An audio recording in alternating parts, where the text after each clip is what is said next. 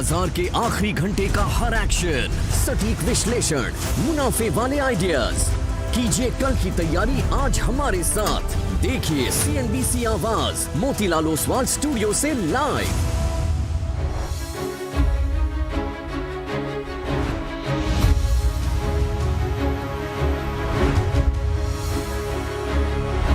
नमस्कार, CNBC आवाज Motilal Oswal live studio में आप सभी का स्वागत है। आप देख रहे हैं कमाई का अड्डा। मैं हूं आपके साथ श्रेया ठाकुर। थर्सडे का सेशन और मार्केट ने फिर से आज के सेशन में ऊपरी स्तरों से अपनी बढ़त गंवाई। निफ्टी, बैंक निफ्टी लाल निशान में कारोबार कर रहे हैं। ब्रेथ भी डगमगाई है, खराब हुई है। और जिस तरीके से लगातार CNBC आवाज पर चर्चा हो रही थी, अगर वीकर सेक्शन स्पेस अगर लीड करता है तो उस पर कितना भरोसा किया जाए, वो एक बड़ा सवाल। तो IT भी देखिए, इसने ऊपरी स्तरों से बढ़त गंवाई। लेकिन सब पे करेंगे चर्चा। अनुज जी हमारे साथ जुड़ेंगे और वीरेंद्र जी मौजूद हैं। लेकिन शुरुआत कर लेते हैं हेडलाइन से। बाजार में ऊपरी स्तरों पर नहीं टिक पाया बाजार।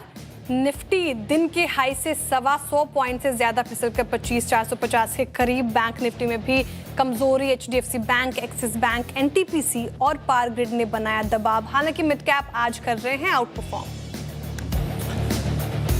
आज के बिग स्टॉक स्पॉटलाइट और ChatGPT पड़े सटीक। ब्रोकरेजेस की बुलिश रिपोर्ट से पूनावाला फिनकॉर्प और शेफलर इंडिया में अच्छी खरीदारी कायम। वहीं कमजोर नतीजों से 3% फिसला सनोफी इंडिया।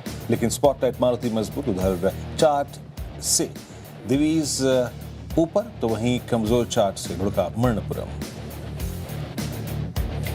ऊपरी स्तरों पर टिक नहीं पा रहे हैं IT शेयर। अच्छी शुरुआत के बाद फ्लैट हुआ निफ्टी IT इंडेक्स। 1 से 2% फिसले विप्रो, LTIM और टाटा एलेक्सी। लेकिन ऑरेकल फाइनेंस में 3.5% की अच्छी तेजी।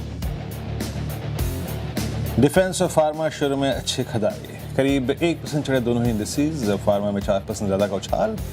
वादा का टॉप गेनर बना मैनकाइंड फार्मा। साथ ही कैपिटल गुड्स और ऑटो में भी खरीदारी कायम। वहीं FMCG और कैपिटल मार्केट शेयरों में आज दबाव कायम। एग्जीक्यूटिव चेयरमैन वेलिया सुब्बिया के चोला इन्वेस्टमेंट छोड़ने पर कंपनी की सफाई। खबरों को बताया बेबुनियाद। कहा मार्च 2030 तक है वेलिया का कार्यकाल। मैनेजमेंट ढांचे में बदलाव नहीं। निचले स्तरों से शेयर में तेज सुधार। 2 से 5 कंपनियां सिर्फ पूरी दुनिया का AI बना रही हैं। 4 अमेरिकन है, 1 चाइनीज है।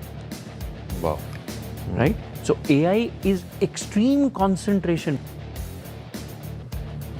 भारतीय IT कंपनियां इस समय लड़ रही हैं अस्तित्व की लड़ाई। CNBC आवाज के मैनेजिंग एडिटर अनुज सिंघल से खास बातचीत में रिलायंस के प्रेसिडेंट अजय शर्मा ने कहा, एक अकेली एंथ्रोपिक का मार्केट कैप भारत की टॉप 5 IT कंपनियों से हो चुका है ज्यादा।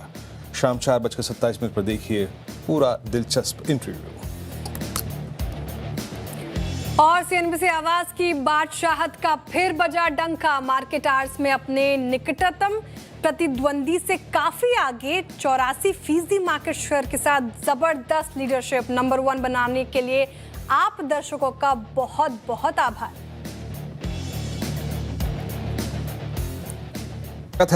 आप सभी का कमाई का अड्डा में। और जी हाँ, और अमूमन हम जब कार्यक्रम की शुरुआत करते हैं, नमस्कार करते हैं, दुआ सलाम हो जाती है, उसके बाद हम बात करते हैं बाजार की। लेकिन कभी कभी बाजार की बातों से डेविएट कर जाते हैं। खलता है, लेकिन क्या करें, हमारे यहाँ भी चूल्हा जलता है, तो इसीलिए बात ही करनी बहुत ज़रूरी है। अनुज, गुड आफ्टरनून, है ना। ये हफ्ते दर हफ्ते जो आंकड़े आते हैं ना, ये एक प्रोत्साहन होता है। और मेरे ख्याल से अभिवादन भी हमें करने का मौका मिलता है दर्शकों का। 84% अगर आप देखें market share during the market hours. एक सबसे अगर आप देखें कमज़ोर कड़ी में जब इस वक्त बाजार है, देश, लोग इस वक्त हमारे साथ जुड़े हुए हैं, कितना महत्वपूर्ण है। बिल्कुल वीरू, सबसे पहले तो दर्शकों से माफी चाहूंगा कि मैं आज स्टूडियो में लाइव नहीं हूं, क्योंकि एक बहुत ही खास प्रोग्राम के लिए मैं दिल्ली आ रहा हूं। तो इसके लिए कल आप मुझे वहां से लाइव देखेंगे भी। भारत मंडपम में हमारे नेटवर्क का एक बहुत बड़ा इवेंट हो रहा है, तो इसके लिए मैं दिल्ली के लिए रवाना हो चुका हूं। तो इसके लिए मैं स्टूडियो से नहीं जुड़ पा रहा हूं और मैं पूरे शो में नहीं जुड़ पाऊंगा, क्योंकि मैं एक्चुअली मेरी फ्लाइट बस अनाउंस हो चुकी है। अगर मेरा नाम अनाउंस हो जाएगा तो मुझे जाना पड़ेगा। लेकिन क्या देखिए, मैं जो चीज आपसे शेयर करना चाहता था, मुझे काफी खुशी है इन रेटिंग्स की, क्योंकि देखिए हमें ना अपनी टीम पर, अपनी प्रोग्रामिंग पर हमेशा से कॉन्फिडेंस था, आज भी है, आगे भी रहेगा। लेकिन जब ये रेटिंग्स आती हैं तो एक रीअफर्मेशन मिलता है। और अगर आप देखें तो जिस तरीके के मार्केट शेयर और हम बाकी के मेथड को फॉलो करते हैं, जो 4 हफ्तों की एवरेज होती है हम उसको दिखाते हैं। तो जो 83.9% का नंबर आप देख रहे हैं, ये 4 हफ्तों का एवरेज है मार्केट आवर्स में। इसका मतलब आप समझिए कि हम अपने निकटतम प्रतिद्वंदी से 5 गुना बढ़े हैं, है ना। और ये कहीं ना कहीं हमारे लिए एक बहुत स्ट्रॉन्ग एक दर्शकों का प्यार भी है, और साथ ही हमारे लिए एक रिस्पॉन्सिबिलिटी भी है टीम के लिए भी। मैंने टीम को भी ये बात बोली है कि लगातार कि अब हमारा असली टेस्ट शुरू हुआ है, क्योंकि अब 4 हफ्ते से हम इस तरीके से नंबर 1 है। लेकिन ये हमें सिर्फ 4 हफ्ते के लिए नहीं, ये हमें आगे जाते हुए इसको मेंटेन करना है। कैसे हम इसको मेंटेन करेंगे? दर्शकों का प्यार बना रहा और हम अगर अपनी शिद्दत से काम करते रहे वीरू, तो जरूर इसको हम मेंटेन कर पाएंगे। बट एक बार फिर से दर्शकों का तहे दिल से बहुत बहुत शुक्रिया। बिल्कुल, दर्शकों का बहुत बहुत आभार, शुक्रिया फिर से, और बधाई अनुज जी आपको भी, क्योंकि आपके नेतृत्व में सीएनबीसी आवाज़ नंबर 1 है। अब मार्केट पे आते हैं सर, और जैसा कि आप सुबह बता रहे थे कि मार्केट, कल भी हमने चर्चा की थी कि इस रिकवरी को ज़्यादा सीरियसली लेना नहीं है, क्योंकि अगर आईटी लीड कर रहा है जो कि ऑलरेडी वीक है, तो कितनी टिकाऊ होगी, एक बड़ा सवाल होगा। और आज फिर से डेज लो की तरफ हम निफ्टी में बढ़ते हुए जा रहे हैं, तो 25,650 तो आया ही नहीं आज का लेवल, ब्रेथ भी खराब हुई और मार्केट बैंक निफ्टी भी थोड़ा वीक हुआ। अब कैसे अप्रोच करना है इस मार्केट को? बिल्कुल शायद देखिए, निफ्टी देखें आप, निफ्टी बैंक देखें, और निफ्टी आईटी, मुझे आज आई थिंक 60-800 के ऊपर है अभी भी हम बैंक निफ्टी पे, है ना। मेरे ख्याल से, मेरे पास एग्जैक्ट रेट नहीं है इस समय, लेकिन ऑलमोस्ट वहीं पर आ गए हैं जी। हाँ, तो देखिए क्या है ना कि प्रॉब्लम क्या हो गई है ये मार्केट में। अब एक कंपोनेंट तो वीक है, निफ्टी आईटी देख लीजिए आप, निफ्टी आईटी वीक है। मैं बार बार कह रहा हूँ, इसमें कल जैसी रैली मिली, आज जैसी रैली मिली, ये आपको अपॉर्चुनिटी देंगी अपनी पोजीशन से एग्जिट करने के लिए और फ्रेश शॉट ऐड करने के लिए। ये नहीं होगा कि बस एक दिन निफ्टी आईटी ने बॉटम बना दी और यहाँ से मूव ऑन हो गई, ये नहीं होने वाला, ये मान के चलिए आप। और अभी तो बहुत पेन बाकी है निफ्टी आईटी स्टॉक्स में। अभी तो अर्निंग्स का पेन आना शुरू नहीं हुआ है श्रेया, अभी तो अर्निंग्स का पेन आना शुरू नहीं हुआ है। एक बार अगर वो आएगा, ब्रोकरेजेस अपने एस्टिमेट्स काटेंगी, एक ने तो अभी काटे थे रिसेंटली, आपको याद होगा 25-30%। अभी तो अगर यहाँ से और 30-40% के अगर एस्टिमेट कट होंगे तो क्या होगा? तो और कोई भी रैली अगर वीक सेक्टर लीड करेगा ना, वो सबसे बड़ी सिटिंग डक होती है शॉर्ट करने के लिए। 2 दिन से अगर आप देखें तो पैसा कहाँ बन रहा है, बस पहले 15 मिनट की रैली को आपने अगर शॉर्ट कर दिया और डे हाई का स्टॉप लॉस लगा दिया। तो कहना आसान है, लेकिन हमारी अप्रोच भी यही रही है ना। ऐसा नहीं है कि हम ये अप्रोच रख रहे हैं क्योंकि मार्केट ने ऐसा एक्शन दिखा दिया, ये अप्रोच 2 दिन से चैनल पर रही है।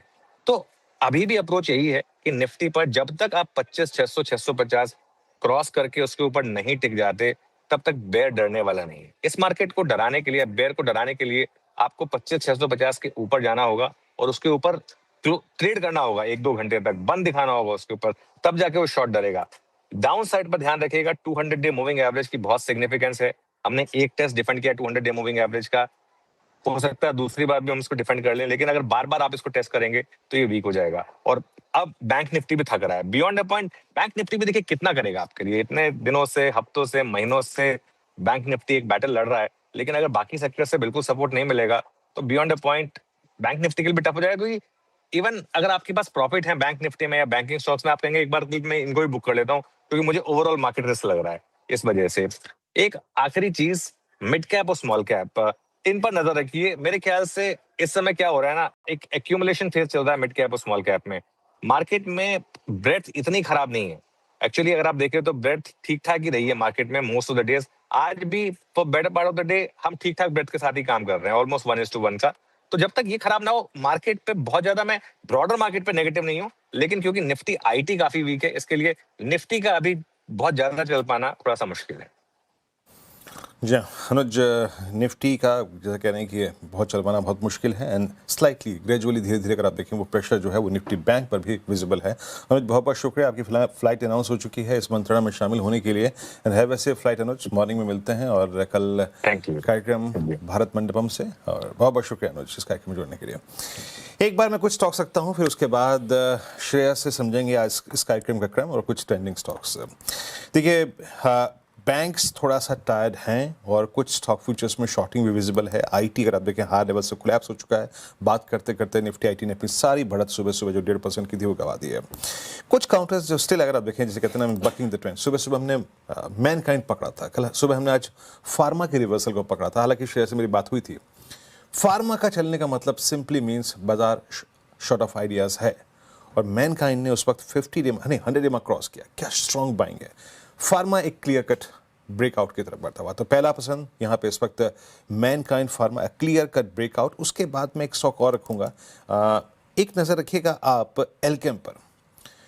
5735 पर अपने सारे एवरेजेस को तोड़ चुका है और एक रेंज का ब्रेकआउट यहाँ पे विजिबल है। मैं फार्मा स्टॉक्स पे ही अगर आप देखिए कंस्ट्रक्टिव व्यू दूंगा यहाँ पे। एल्केम लोडेड विद लॉन्ग्स एक ये, और सीडीएमओ में एक लॉरस। देखिए कल भी इसने एक वर्टिकल राइज दिया था, बट स्टिल मैं मानता हूं कि अभी भी यहाँ पे एक बड़ा स्ट्रेच इंतजार कर रहा है। 1101 जो है वो टर्बुलेंस का जोन है हल्का सा, वहाँ थोड़ी अनवाइंडिंग आती है, बट नज़र रखिएगा आप पूरे के पूरे फार्मा स्पेस पे। और थोड़ा सा अगर मैं इसको एक्सटेंड कर दूँ, बहुत ही क्लियर चार्ट, बहुत ही अगर आप देखें constructive clear chart health care space में, दैट्स फोर्टिस हेल्थ केयर।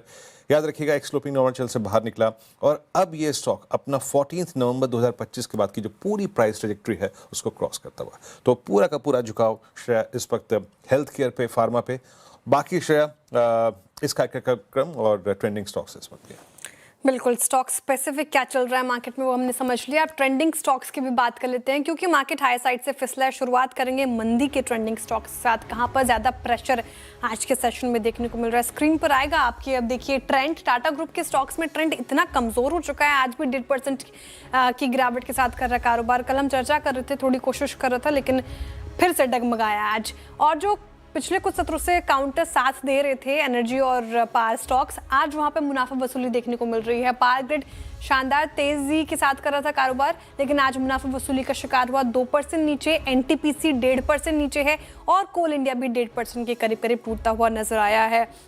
इसके अलावा कैपिटल मार्केट स्पेस में थोड़ी आज कमजोरी, तो सीडीएसएल 3% नीचे दिखेगा आपको। डिक्सन टेक पिछले कुछ सत्रों से चलने का नाम ही नहीं ले रहा है और लगातार जो रिपोर्ट्स आ रही है, सिर्फ डाउनग्रेड की रिपोर्ट आ रही है, तो 2.5% की गिरावट यहाँ पर। इनका जो फोन बिजनेस है वो अच्छा काम काज नहीं करता हुआ, वहाँ पे दिक्कतें हैं। मुथूट फाइनेंस, सुबह सीएनबीसी आवाज ने आपको बताया था कि मुथूट मनप्पुरम फाइनेंस को रखे रडार पर, कमजोरी बन सकती है गोल्ड फाइनेंसिंग स्टॉक्स के ऊपर, तो वही होता हुआ नजर आया है। और 2.5% की गिरावट बजाज होल्डिंग में भी आप देखिए 2% से ज्यादा की कमजोरी आज के सेशन में देखने को मिल रही है। लेकिन चले क्या है ऐसे काउंटर्स में, तो ऑटो काउंटर्स अच्छा परफॉर्म कर रहे हैं। टाटा मोटर्स पैसेंजर व्हीकल देखिए हमारे पैनल ने भी पिक किया था, 2% की तेजी। मैक्स हेल्थ केयर स्पेस और थोड़े आपको नजर आएंगे ऑटो काउंटर्स। आयशर मोटर्स 1.5% और बीईएल में भी खरीदारी होती हुई नजर आई है। वादा बाजार से मैनकाइंड, जो भी वीरेंद्र जी जिक्र कर रहे थे, 5.5% अप। आईडीएफसी फर्स्ट बैंक उस फ्रॉड के बाद लगातार टूटा, लेकिन आज यहाँ पे निचले स्रोत से खरीदारी होती हुई नजर आई है, तो 3.5% चढ़ गया। ट्यूब इन्वेस्टमेंट लगभग 4% और ओरेकल फाइनेंशियल आईटी स्पेस में इकलौता स्टॉक अगर आप देखें तो जो कि 3.5% से ज्यादा की तेजी के साथ कर रहा है कारोबार। तो ये कुछ काउंटर्स जहां पर ऐसे मूव्स हमें देखने को मिल रहे हैं। लेकिन इस शो में होगा क्या, कार्यक्रम का क्रम समझाते हैं आपको। फंडामेंटल राय देने के लिए हमारे साथ है जेएम फाइनेंशियल के आशीष शत्रुमोता जी। टेक्निकल कॉल्स लेंगे हम प्रकाश गाबा, मानस जायसवाल, सचितानंद उत्तेकर, शिल्पा राउत, रुचित जैन और अरुण कुमार मंत्री जी से। 2:15 पर नुपुर जैन कुनिया बताएंगे आपको कि मनप्पुरम फाइनेंस में गिरावट क्यों है। 2:20 पर आशीष चतुर्वेदी बताएंगे चोला फाइनेंस पर फोकस क्यों है। 2:30 बजे और मास फताकिया आपको बताएंगे कि भारत को लेकर एफआईज पॉजिटिव कैसे हुए। 2:45 पर विनी मोतीवाला बताएंगी म्यूचुअल फंड को लेकर क्या अहम बदलाव हुए हैं। 2:50 पर मार्केट बिग वॉइस में हमारे साथ सोहम एसेट मैनेजर्स के फाउंडर और सीआईओ संजय पारेख जी जुड़ेंगे। 3:10 पे एनर्जी से समझेंगे कल के लिए स्ट्रैटेजी। 3:15 पे डीलिंग रूम चेक और 3:20 पे लेंगे बीटीएसटी एसटीबीटी कॉल्स। ओके, ये था कार्यक्रम का क्रम। अब एक काम करते हैं, यहाँ से ट्रेड्स पिक कर लेते हैं। पैनल आपकी स्क्रीन पे है। पहले टेक्निकल ट्रेड्स पूरे करेंगे। प्रकाश गाबा सर, गुड आफ्टरनून। आप क्या पिक कर रहे हैं इस वक्त? गुड आफ्टरनून वीरू, सभी पैनलिस्ट को भी गुड आफ्टरनून। आई थिंक मैं शॉर्ट करूंगा, वो है डिक्सन। डिक्सन का बेसिकली चार्ट स्ट्रक्चर वीक है, थोड़ा एक अप मूव देखा था, फिर वहां से एक फ्रेश सेल सिग्नल शुरू हुआ है। अब ट्रेड कर रहा है 10,150 के आसपास डिक्सन ट्रेड कर रहा है। मेरे ख्याल से 10,200 का स्टॉप लगाना चाहिए, 50 रुपए का। डाउन साइड 10,000 भी पॉसिबल है, उसके आसपास प्रॉफिट बुक कर सकते हैं। 10,000 एक साइकोलॉजिकल सपोर्ट है डिक्सन में, तो यस डिक्सन शॉर्ट। 10,000 तक का स्तर दिखा सकता है डिक्सन टेक। शॉर्ट करने की राय काफी वीक है, चार्ट्स पे फंडामेंटली भी काफी वीक नजर आ रहा है। मानस जी गुड आफ्टरनून, आप क्या पिक कर रहे हैं? गुड आफ्टरनून श्रेया जी। तो देखिए बीएससी पे खरीदारी करने की राय रहेगी। बीएससी में अगर आप देखें तो स्टॉक करेक्ट हुआ था, 100 डे मूविंग एवरेज के आसपास सपोर्ट लिया था। आज रिकवरी में वापस कोशिश कर रहा है स्टॉक 20 डे मूविंग एवरेज को रीगेन करने के लिए। 10 day moving average already regain हो चुके हैं। करंट लेवल्स पे बीएससी में खरीदारी करने की राय रहेगी। 2774 का आपको स्टॉप लॉस लगा के करंट लेवल्स पे खरीदारी करनी है और 2875 टू 875 के टारगेट सेट करने हैं। ये कैश लेवल्स हैं। ऑप्शन में अगर ट्रेड लेना चाहें तो 2800 वाला कॉल ऑप्शन जो 130 रुपए में ट्रेड हो रहा है उसमें खरीदारी कर सकते हैं। 114 रुपए 114 के स्टॉप लॉस से 2800 वाले कॉल ऑप्शन में खरीदारी करनी है और 170 के टारगेट सेट करने हैं। ओके, बीएससी मार्च 2800 की कॉल भी आपके पास विकल्प है, फ्यूचर्स भी आपके पास विकल्प है। दो ट्रेड्स हो गए अब तक यहाँ पे। अब चलते हैं शिल्पा जी के पास। शिल्पा जी, गुड आफ्टरनून। आपका ट्रेड इस वक्त का? Good afternoon everyone. मेरा ट्रेड रहेगा लॉन्ग साइड में वेदांता पे। वेदांता अभी भी डे हाइस की तरफ ही ट्रेड कर रहा है। मार्केट के टर्बुलेंस में भी बहुत स्ट्रॉन्ग मोमेंटम है, तो यहाँ पे 725 के स्टॉप लॉस से आप वेदांता में लॉन्ग रह सकते हैं। पहला टारगेट 745 का है, इसके ऊपर सस्टेन होता है तो 750 भी आप इसमें एक्सपेक्ट कर सकते हैं। मेटल स्पेस से वेदांता शिल्पा जी को पसंद आ रहा है, चार्ट्स पे काफी strong. Sachin ji, good afternoon. आप क्या पिक कर रहे हैं? Good afternoon Shreya, good afternoon Veeru ji, good afternoon to all the panelist. कल हमने आइडेंटिफाई किया था हीरो मोटोकॉर्प का ब्रेकआउट, एंड मुझे लग रहा है यहाँ पर आइशर मोटर्स में भी जिस तरीके से एक बुलिश फ्लैग फॉर्मेशन है, उसका ब्रेकआउट सुबह सुबह हुआ था। फॉलो थ्रू एक्शन अभी तक उतनी बड़ी अनफोल्ड नहीं हुई है, बट मुझे लग रहा है जिस तरीके से ओवरऑल डेवलपमेंट है, जल्दी ये पर्टिकुलर स्टॉक 8400 को भी पार कर देगा। तो यहाँ पर आइशर मोटर्स के फ्यूचर्स में अभी भी खरीदारी करने की सलाह होगी। स्टॉप लॉस आपको यहाँ से लगभग अराउंड 8090 पे लगाना है। पहला ट्रेडिंग टारगेट होगा अराउंड 80 टू 85 का। पोजिशनल टारगेट होगा 8460 का। फ्रेश लॉन्ग पोजिशंस ऐड करने की सलाह होगी आइशर मोटर्स के फ्यूचर्स में, एंड डिस्क्लोजर होगा कि हमने हमारे क्लाइंट्स को भी रिकमेंडेशन दी। ओके, आइशर मोटर्स से 8117 पे आपका बाय कॉल। आप चलते हैं अरुण जी के पास। Arun ji, good afternoon. आपका trade? Viren ji, good afternoon and good afternoon सभी पैनलिस्ट को भी। वीरेन जी, फोर्टिस का आपने जिक्र किया, मुझे लग रहा है हेल्थ केयर सेक्टर में मोमेंटम काफी अच्छा है, तो मैक्स हेल्थ के साथ जाना चाहूंगा। 1100 के ऊपर काफी अच्छा ब्रेकआउट मैक्स हेल्थ में नजर आ रहा है। मुझे लग रहा है ये जो ब्रेकआउट हुआ ये 1140-45 तक एक्सटेंड हो सकता है, तो मैक्स हेल्थ को लेने की सलाह है। 1145 का टारगेट रहेगा। 1095 का नीचे में स्टॉप लॉस लगाए। पोजिशनल बेसिस पे मुझे लग रहा है मोमेंटम पॉजिटिव रहना चाहिए। Max health care Arun ji की पिक हो गई, यहाँ पे खरीदारी की रहा है। अच्छा, टेक्निकल कॉल्स पूरे हो गए हैं, बस एक शॉर्ट साइड की कॉल आई है, बाकी सभी बाई साइड की कॉल। गाबा सर शुरुआत से आज सुबह से ही शॉर्ट के मूड में है। डिक्सन टेक शॉर्ट साइड की ट्रेड इनकी, कह रहे हैं कि 10,000 तक का लेवल दिखा सकता है। 10,200 का स्टॉप लॉस लगाइए। मानस जी कह रहे हैं कि बीएससी अच्छा परफॉर्म कर रहा है आज के सत्र में, तो 2875 के टारगेट के लिए खरीदारी कर सकते हैं और 2774 का आपको स्टॉप लॉस लगाना है। शिल्पा जी कह रहे हैं कि मेटल स्पेस से वेदांता काफ़ी अच्छा लग रहा है चार्ट्स पर। मार्केट में टर्बुलेंस है, फिर भी डेज हाई पर, तो 750 के टारगेट के लिए चेज कर सकते हैं। 725 का स्टॉप लॉस लगाइए। सचिन जी का कहना है कि आइशर मोटर्स ऑटो स्पेस से ये भी काफ़ी स्ट्रॉन्ग नजर आ रहा है, फ्यूचर्स में खरीदारी कीजिए। 8600 तक के टारगेट देख रहे हैं वो, 8090 का स्टॉप लॉस लगाना है। और अरुण कुमार मंत्री जी ने मैक्स हेल्थ केयर चुना है, हेल्थ केयर स्पेस में अच्छी बाइंग, तो 1145 के टारगेट के लिए आपको खरीदारी करनी है और 1095 का लगाना है आपको स्टॉप लॉस। लेकिन इस मार्केट में आपका इन्वेस्टमेंट आइडिया क्या हो वो समझेंगे हम आशीष चतुर्मुता जी से। आशीष जी, गुड आफ्टरनून और स्वागत है आपका कार्यक्रम में। बताइए आपका investment idea. Good afternoon Shreya.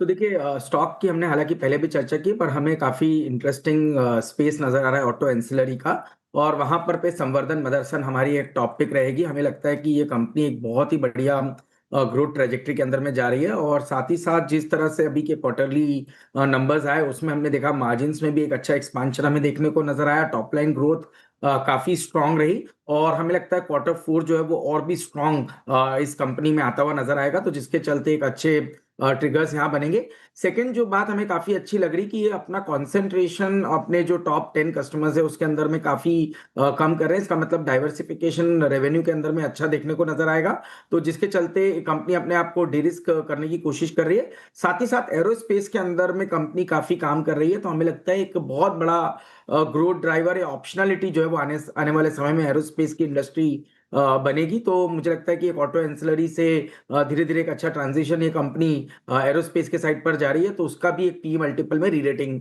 देखने को नजर आएगी। ऑल इन ऑल अगर से आप टेक्निकल स्ट्रक्चर्स की बात करें तो स्टॉक के अंदर बहुत ही बढ़िया पोल एंड फ्लैग फॉर्मेशन बना है और 129 पे टेक्निकली स्टॉक ने बढ़िया सपोर्ट बनाया। ये सपोर्ट लेवल अगर से स्टॉक होल्ड करता है तो 170 के शॉर्टर टर्म टारगेट और 200 रुपए तक के थोड़े medium to long term target हमें लगता है मदरसन सुमी के स्टॉक में देखने को नजर आ सकते हैं।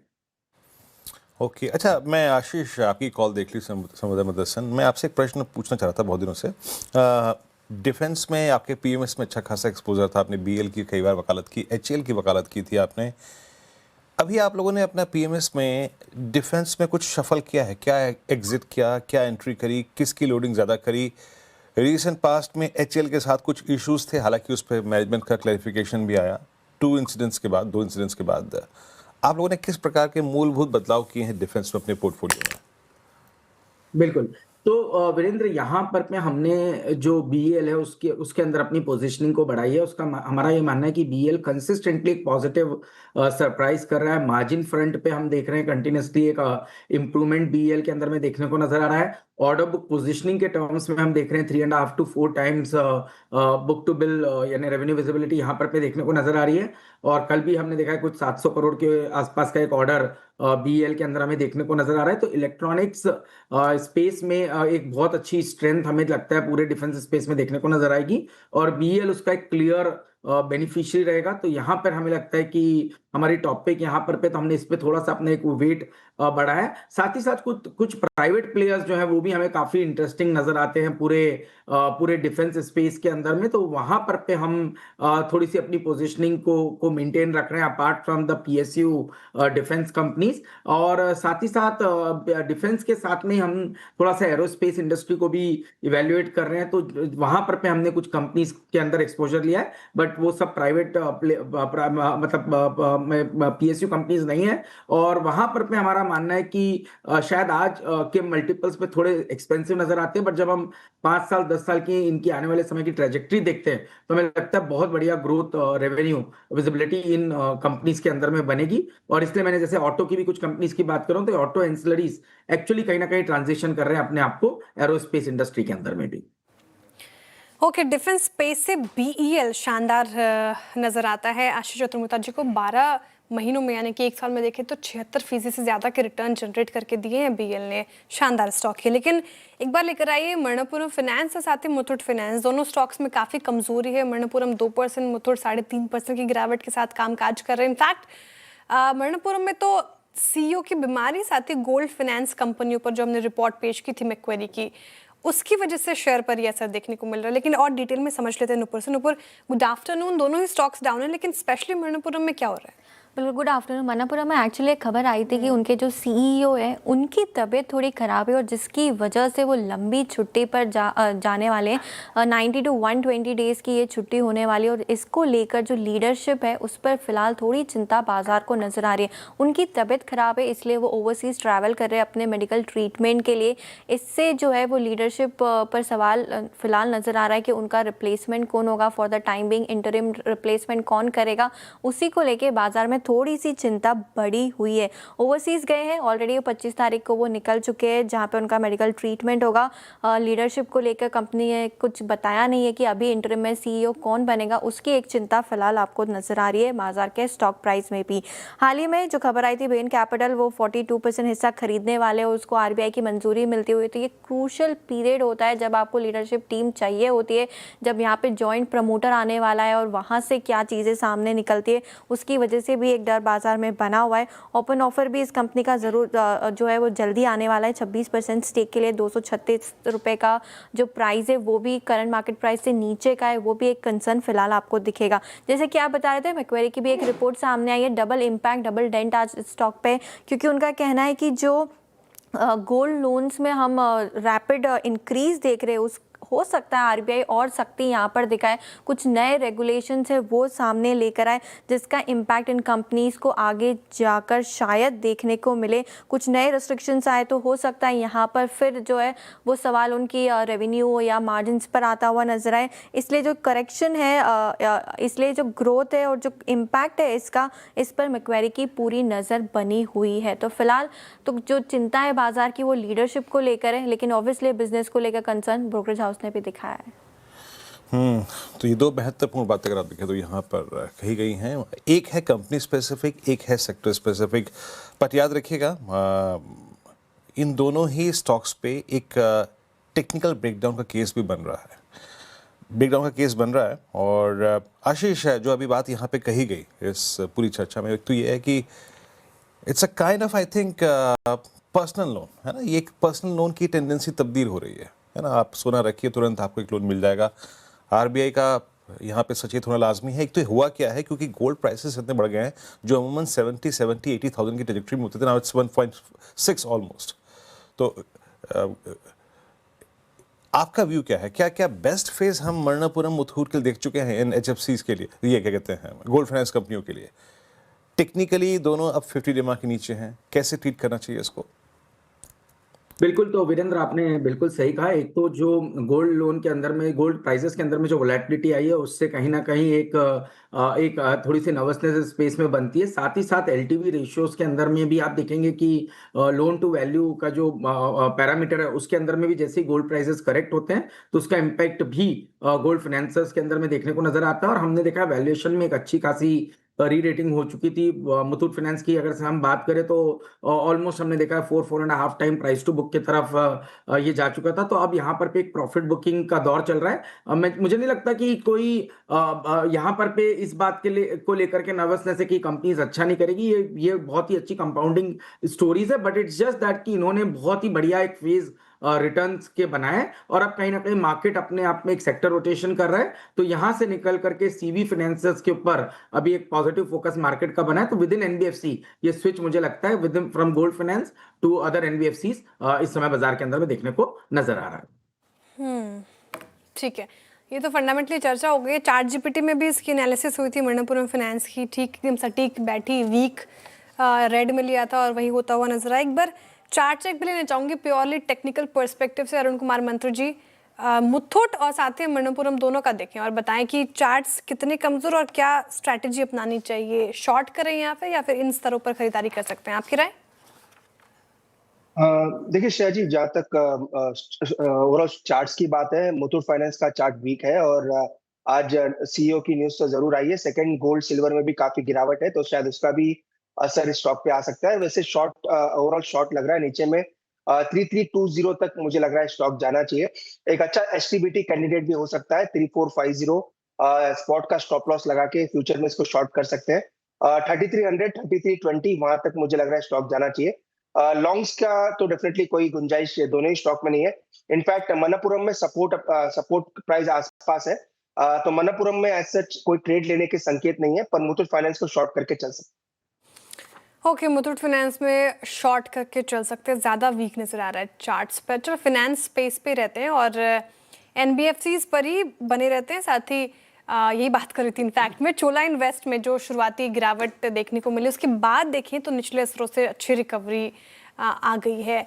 लेकिन खबर क्या है, डिटेल में समझते हैं आशीष से। आशीष, निचले स्तरों से अच्छी रिकवरी, कारण क्या है? बिल्कुल, स्टॉक में अगर आप देखें तो काफ़ी बड़ा मूव देखने को मिला था। एक बड़ी गिरावट आ गई थी, 6-7% लुढ़क गया था और उसके बाद आप देखें तो कंपनी की तरफ से सफाई आई और ऑफलो से बहुत बढ़िया रिकवरी एज यू सेड। लेकिन खास बात है कि खबर को समझना इंपॉर्टेंट है। अब दरअसल कुछ मीडिया रिपोर्ट्स थी जो इशारा कर रही थी कि जो मुरुगप्पा ग्रुप है इसमें फैमिली सेटलमेंट के अंतर आप देखें तो मिस्टर वेलियन ये अपने पद से इस्तीफा दे सकते हैं और जो बाकी के कारोबार हैं यानी चोला इन्वेस्टमेंट से इस्तीफा दे देंगे और साथ में आप देखें तो जो ट्यूब इन्वेस्टमेंट्स है और सीजी पावर यहाँ पर फोकस करेंगे। इसी खबर के चलते अगर आप देखें क्योंकि कंपनी की ग्रोथ में इनका योगदान बहुत ज़्यादा सिग्निफिकेंट देखने को मिला था, तो एकाएक स्टॉक में बड़ा रिएक्शन क्या हो गया कि चोला इन्वेस्टमेंट में 6-7% की गिरावट आपको देखने को मिली और उसकी दूसरी तरफ आप देखें तो चाहे सीजी पावर है या ट्यूब इन्वेस्टमेंट दोनों में काफ़ी बढ़िया सर्ज नज़र आया। लेकिन अब जो खंडन यहाँ पर देखने को मिला है, खंडन के अंतर्गत अगर आप देखें तो यहाँ पर बता रहे हैं कि ऐसा नहीं है बिल्कुल भी, और अपने जो पद पर हैं वो बिल्कुल बने रहेंगे। इनफैक्ट मार्च 2030 तक यहाँ पर इनका कार्यकाल चल रहा है, 31 मार्च 2030 तक, और किसी भी बोर्ड में अभी भी कोई भी बदलाव नहीं है। तो पूरी तरीके से आप देखें तो जो खबर का खंडन यहाँ पर देखने को मिला, उसके बाद मार्केट में काफ़ी बढ़िया रिकवरी देखने को मिली, और मनोपुरम के जो माफ़ कीजिएगा चोला इन्वेस्टमेंट के जितने भी स्टॉक्स हैं यहाँ पर आप देखें तो काफ़ी बढ़िया रिकवरी आई। बिल्कुल बिल्कुल, अगर आप देखें इस क्लैरिफिकेशन के बाद एक स्ट्रॉन्ग रिकवरी थी। आशीष, शुक्रिया आपका। और एक ऐसे लेवल से रिकवरी आई जिससे अमूमन ये स्टॉक देता है। अगर आपके पोर्टफोलियो में है, याद रखिएगा ये स्टॉक, तो इस क्लैरिफिकेशन के बाद इस स्टॉक में अच्छी रिकवरी है।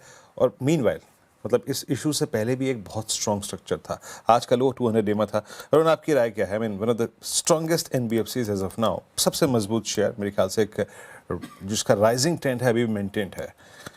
अभी तक स्ट्रक्चर में तो कोई दिक्कत नहीं है, और अगर सेकंड टाइम 200 डे में टेस्ट हो उसके मद्देनजर, आई मीन जस्ट मैं पूछ रहा हूँ, एक रीजनेबल आपका एग्जिट जोन क्या होना चाहिए, स्टॉप लॉस क्या होना चाहिए आपका? देखिए, ओवरऑल चार्ट जैसा कि आपने सही कहा, चार्ट तो काफी मजबूत है। इनफैक्ट आज जो रिकवरी आई है, वॉल्यूम्स भी काफी अच्छे हैं। इसका बड़ा सपोर्ट जो है वो, अगर आप ओवरऑल बड़ा चार्ट देखते हैं, 1550-1600 के आसपास एक बड़ा सपोर्ट है। और जब तक वो ब्रीच नहीं करता, ट्रेंड इसका अभी भी पॉजिटिव है। अगर ये ऊपर में 1800 का लेवल निकाल देता है, देन एक बड़ा मूव स्टॉक में आ सकता है। तो फिलहाल exactly mid of the range में है, और ओवरऑल चार्ट अभी भी पॉजिटिव है। अगर आप सपोर्ट की बात करें, 1550-1500 इसका बड़ा सपोर्ट है। जब तक वो ब्रीच नहीं करता, जिनके पास भी पोर्टफोलियो में डेफिनेटली होल्ड करना चाहिए। इसका नेक्स्ट ब्रेकआउट 1800 के ऊपर है, 1800 निकलता है तो बड़ा मूव स्टॉक में आ सकता है। कि चोला इन्वेस्ट पर ये राय होती हुई आती हुई, और निचले स्तर से अच्छी रिकवरी, और कारण भी हमने समझ लिया आशीष से। अच्छा, कुछ और काउंटर्स पर मैं इनफैक्ट चर्चा करना चाह रही थी। एक बार नायका लेकर आइए, और नायका पिछले 1 साल का रिटर्न देखिएगा स्क्रीन पर। एक बार 1 साल का रिटर्न देखते हैं इसका। जिस तरीके से इसने परफॉर्मेंस दिखाई है पिछले 1 साल में, तो पूरे इंटरनेट कंपनीज ग्रुप में देखिए 1 साल में 65%, 66% का रिटर्न दिया है नायका ने जनरेट करके। तो पूरे इंटरनेट कंपनीज में अगर आप देखें तो टॉप परफॉर्मर नायका बन के उभरा है। शानदार रैली पिछले 1 साल में। लेकिन अब कितना वैल्यूएशन इसका सही लगता है, ये आशीष चतुर्वेदी से समझते हैं। आशीष जी, नायका पर आपकी टिप्पणी चाहूंगी। 1 साल में जबरदस्त रिटर्न देखे, और रिपोर्ट देख रही थी मैं, इंटरनेट कंपनीज का टॉप परफॉर्मर रहा है ये। आगे भी ऐसे रिटर्न्स एक्सपेक्टेड है? देखिए, इसकी चर्चा हमने पहले भी की थी। इनफैक्ट रिकमेंडेशन में भी हमारे रखा था। नायका हमें काफी पसंद आ रहा था, जिस तरह से ऑपरेटिंग पैरामीटर्स में कंपनी इंप्रूव कंटिन्यूसली होते हुए जा रही थी। और आपने देखा कि मार्जिन प्रोफाइल में भी एक अच्छा इंप्रूवमेंट था, जहां मोटा मोटी एक 5 से 6% की ऑपरेटिंग मार्जिन थी, वो इस क्वार्टर में 8% के आसपास आई। और वही टॉप लाइन में भी एक अच्छी ग्रोथ हमें देखने को नजर आई। प्रोडक्ट पोर्टफोलियो काफी स्ट्रॉन्ग कर रहे हैं, और डाइवर्सिफिकेशन भी अपने आप को विद इन प्रोडक्ट्स काफी ये कर रहे थे। तो उसका बेनिफिट क्लियरली हमने देखा कि ब्यूटी स्टोर्स में हमें देखने को नजर आया। साथ ही साथ जो ओमनी चैनल इन्होंने अपनी एक स्ट्रेंथ बढ़ाई, उसका भी बेनिफिट कंपनी के अंदर में देखने को नजर आया। तो हमें अभी भी लगता है कि ये कंपनी एक अच्छा performance with in retail space कर सकती है। तो नायका विद इन हमें न्यू एज प्लस जो कंजम्पशन की जो ग्रोथ प्ले स्टोरी प्ले करना है अर्बन साइड में, उसके अंदर में भी हमारी एक top pick Nykaa current levels पे भी बनी रहेगी। ये नायका पे फैशन ई कॉमर्स पे आपका ठीक था। मीन वाले पे काम करते हैं। इट्स 2:30, 2:30 हो चुके हैं। अभी एक टॉप कैश कॉल्स का वक्त है। प्रकाश का बसर, सचिन जी और आशीष जी ये मिल के एक करके कैश कॉल्स देंगे। सचिन जी बताइए, क्या पिक कर रहे हैं कैश में आप? वीरू जी, यहाँ पर पहले भी हमने डिस्कस किया था। अभी भी स्ट्रक्चर काफी शानदार है। आज एक फ्रेश ब्रेकआउट नजर आ रहा है। स्टॉक का नाम है लिंडे इंडिया। एक बुलिश फ्लैग फॉर्मेशन है, कंटिन्यूएशन पैटर्न है।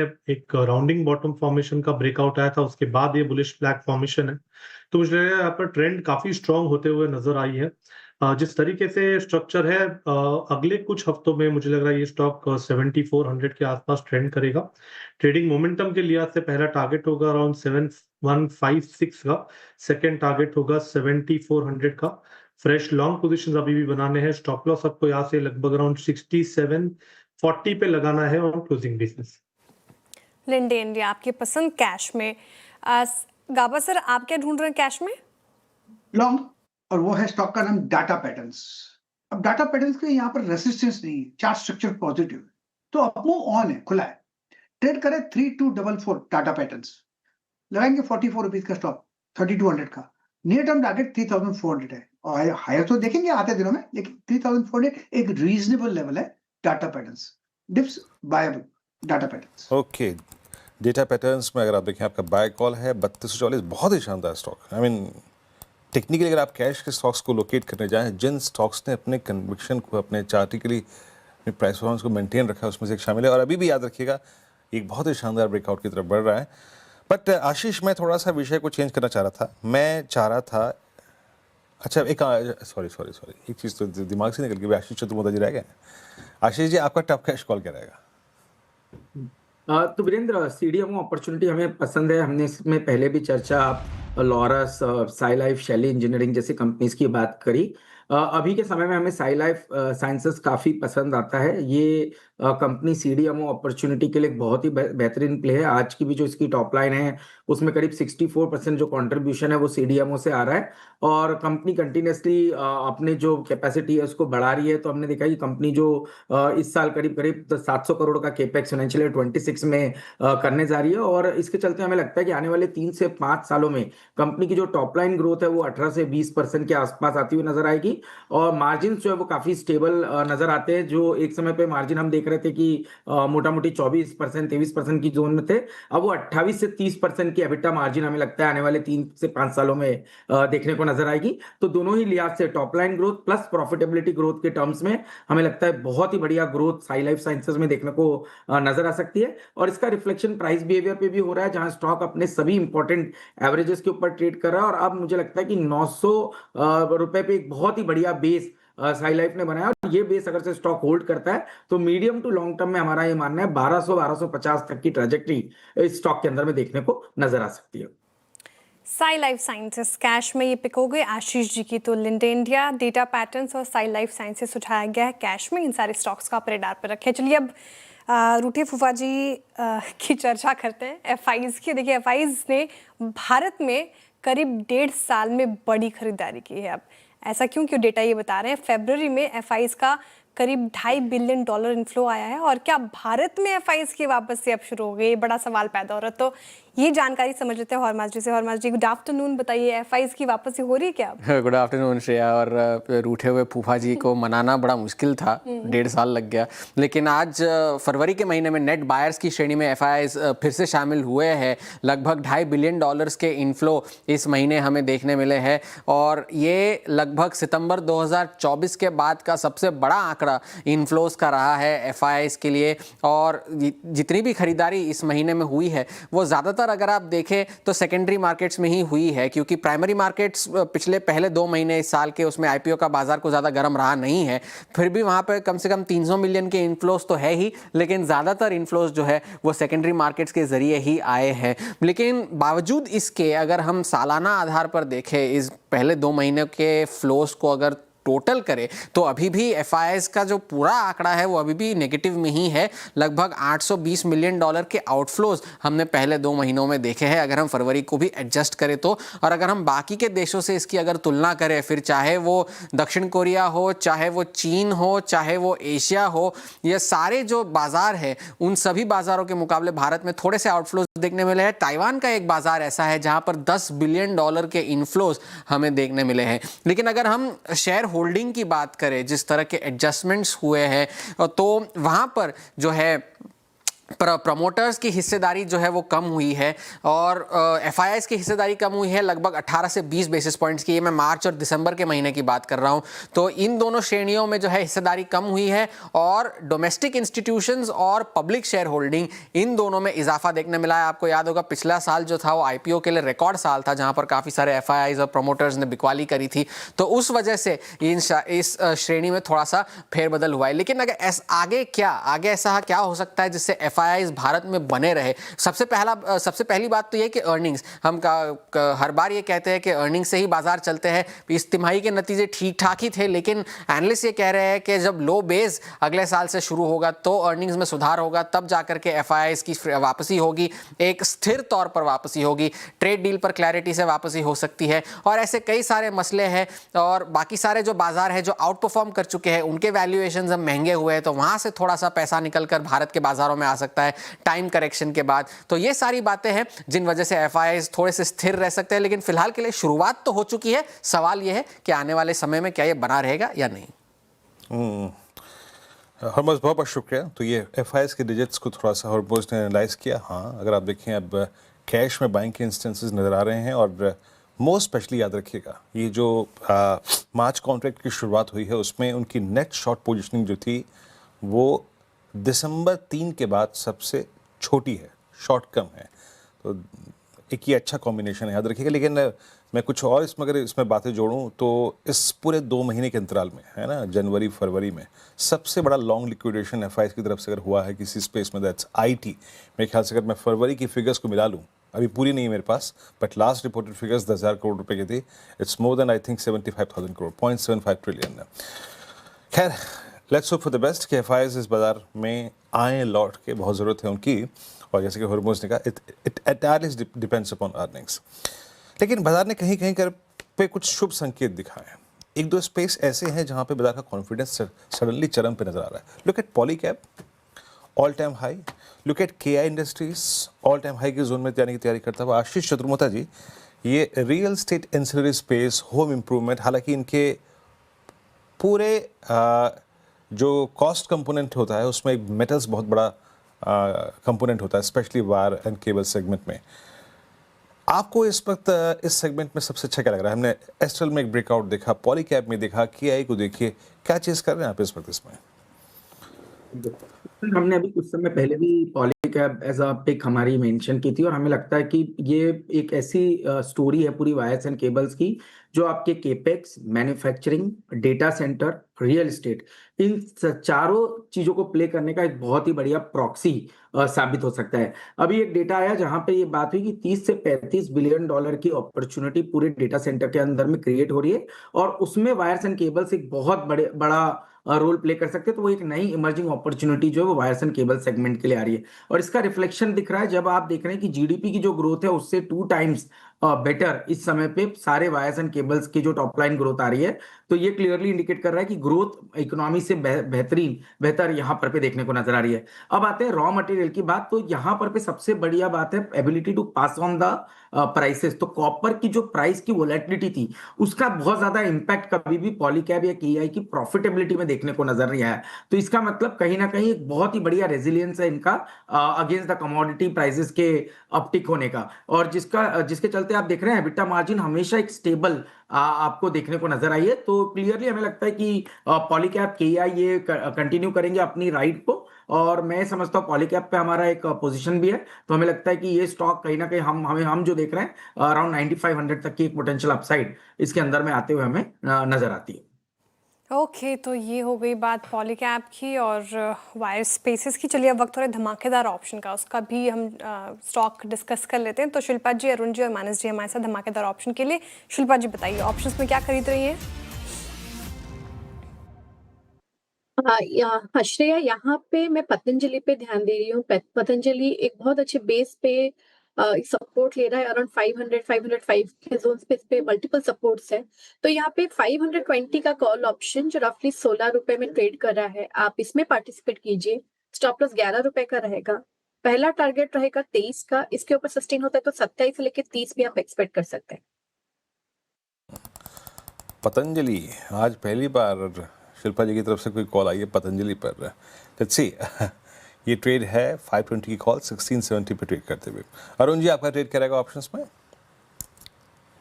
वीरेन जी, आईसीआईसीआई बैंक में खरीदारी की सलाह रहेगी। क्लियर मुझे लग रहा है यहाँ से बैंक निफ्टी में मोमेंटम आईसीआईसीआई बैंक कैरी कर सकता है। तो 1420 को के कॉल को खरीदने की सलाह है। 30-31 रुपए के आसपास ये ऑप्शन चल रहा है। स्टॉप लॉस 24 के आसपास लगाए। 42 रुपीस के आसपास तक के टारगेट इसमें देखने को मिल सकते हैं। ओवरऑल मुझे लग रहा है मोमेंटम काफी पॉजिटिव है, तो definitely at the money call को लेके चल सकते हैं। राइट, आईसीआईसीआई बैंक में अभी देख रही थी डेज हाई की तरफ बढ़ता हुआ, और थोड़ी सी जो रिकवरी आई बैंक निफ्टी में उस आईसीआईसीआई बैंक ने कहीं ना कहीं इसको सपोर्ट किया। चलिए मानस जी बताइए, ऑप्शंस में क्या पिक कर रहे हैं? तो देखिए शेर जी, फोर्टिस पे वापस खरीदारी करने की राय रहेगी। मॉर्निंग में सबसे पहला रिकमेंडेशन फोर्टिस था। इसके ऑप्शन में 940 वाले कॉल ऑप्शन में रिकमेंडेशन था जिसके टारगेट ऑलरेडी अचीव हो चुके हैं। बट क्योंकि स्टॉक ने एक इनवर्स पैटर्न का ब्रेकआउट दिया है, आई थिंक अभी भी करंट लेवल्स पे भी खरीदारी कर सकते हैं। 960 वाले 960 की कॉल ऑप्शन में खरीदारी करने की राय रहेगी। 31 रुपए के प्राइस चल रहे हैं, 20 रुपए का स्टॉप लॉस लगा लें, 50 रुपए तक के टारगेट्स पॉसिबल है।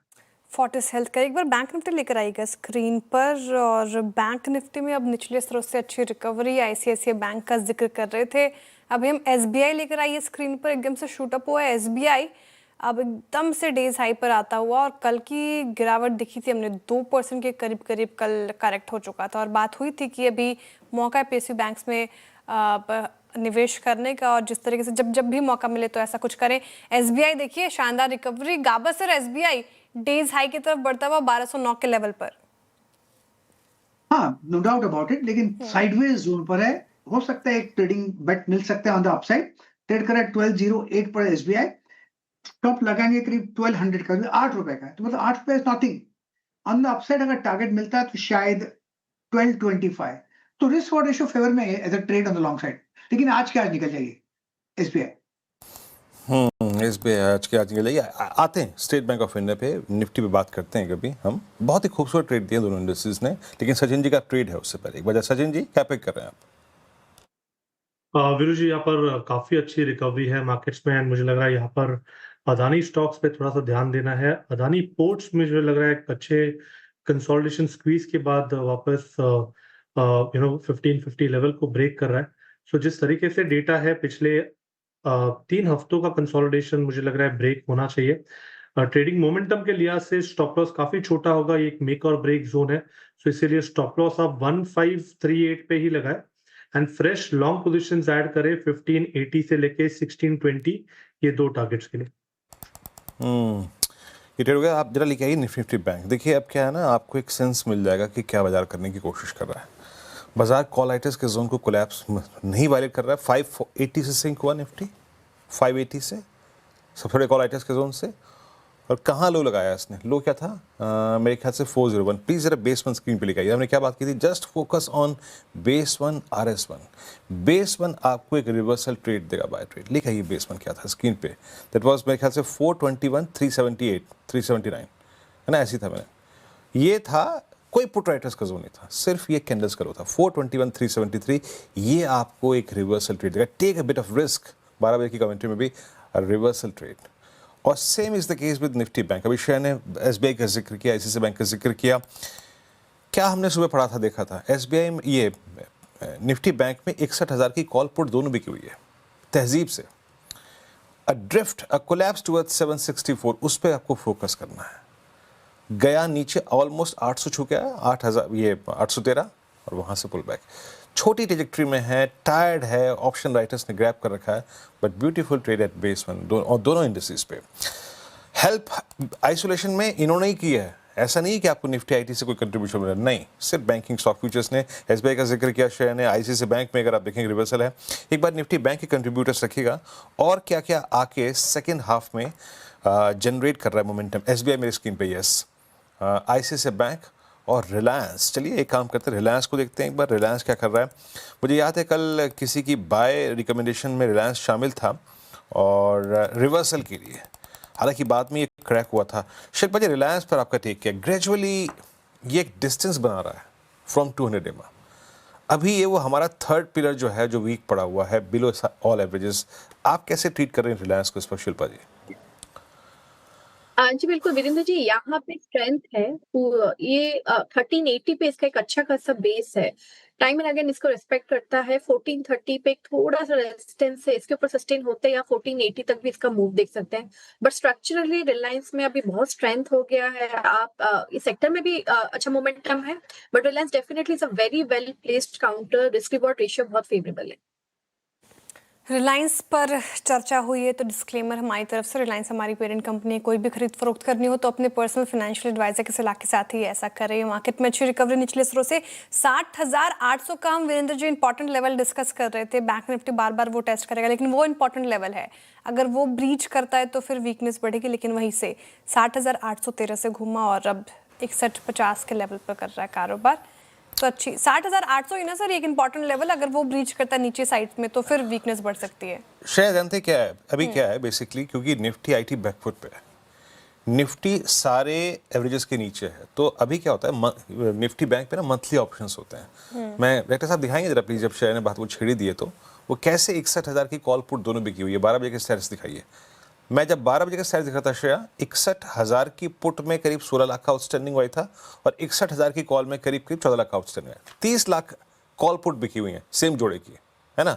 तो ऐसे में इंडेक्स बहुत दूर जाएगा। देखिए 61-14 और 61-16, 30 लाख कॉल बिकी हुई कॉल पुट। इंडेक्स बहुत दूर नहीं जाएगा Shreya, but since you are a trader, आपको अगर ट्रेड पिक करना है तो अपनी शर्तों पे। आप 61-300 पे नहीं ले सकते, आप 61-200 पे नहीं ले सकते। आपको लेना है तो 60-800 और 60-500, ये दो जोन है। सो मैं क्लियरली कमेंट्री पे किया था, just focus on base 1 and base 2। तो वही है शेयर ट्रेड की थी, जस्ट फोकस ऑन 60-800 एंड 60-500, 10 डेमा और 20 डेमा। श्रेया बिल्कुल सही लेवल से आया बाजार ऊपर। अब चलिए रुचित जी भी हमारे साथ शो में जुड़ रहे हैं। रुचित जी स्वागत है आपका, गुड आफ्टरनून। बताइए पहले तो इस वक्त की ट्रेड क्या होगी आपकी? जी very good afternoon. Eicher Motors में खरीदारी की सलाह रहेगी। एक तो two wheeler auto space as a sector काफी स्ट्रेंथ हमने पिछले 2-3 ट्रेडिंग सेशन में देखी है, और with in the two wheeler space देखिएगा तो आइशर मोटर्स रिलेटिवली स्ट्रॉन्ग काफी रहा है। एक बुलिश फ्लैग पैटर्न का ब्रेकआउट ये स्टॉक ने अभी जस्ट दिया है। तो करंट लेवल्स पे आइशर मोटर्स में खरीदारी करें, 8,000 के नीचे स्टॉप लॉस रखे, 8,420 के टारगेट्स हम ये स्टॉक में नियर टर्म में देख सकते हैं। मोटर्स काफ़ी अच्छी परफॉर्मेंस इस पर्टिकुलर काउंटर से डेज हाई पे कर रहा है कारोबार, पैनल में अब दोबारा पिक होता हुआ। चलिए अब वक्त हो रहा है चार का चौका का सीक्वेंस बताते हैं आपको। सस्ता ऑप्शन लेंगे हम शिल्पा राउत जी से, FN सुपरस्टार के लिए चलेंगे सचिन जी के पास, चार्ट का चमत्कार रुचित जी बताएंगे, और मिड कैप फंडा आशीष चतुर्वेदी जी से लेंगे सस्ता ऑप्शन। बताइए शिल्पा जी।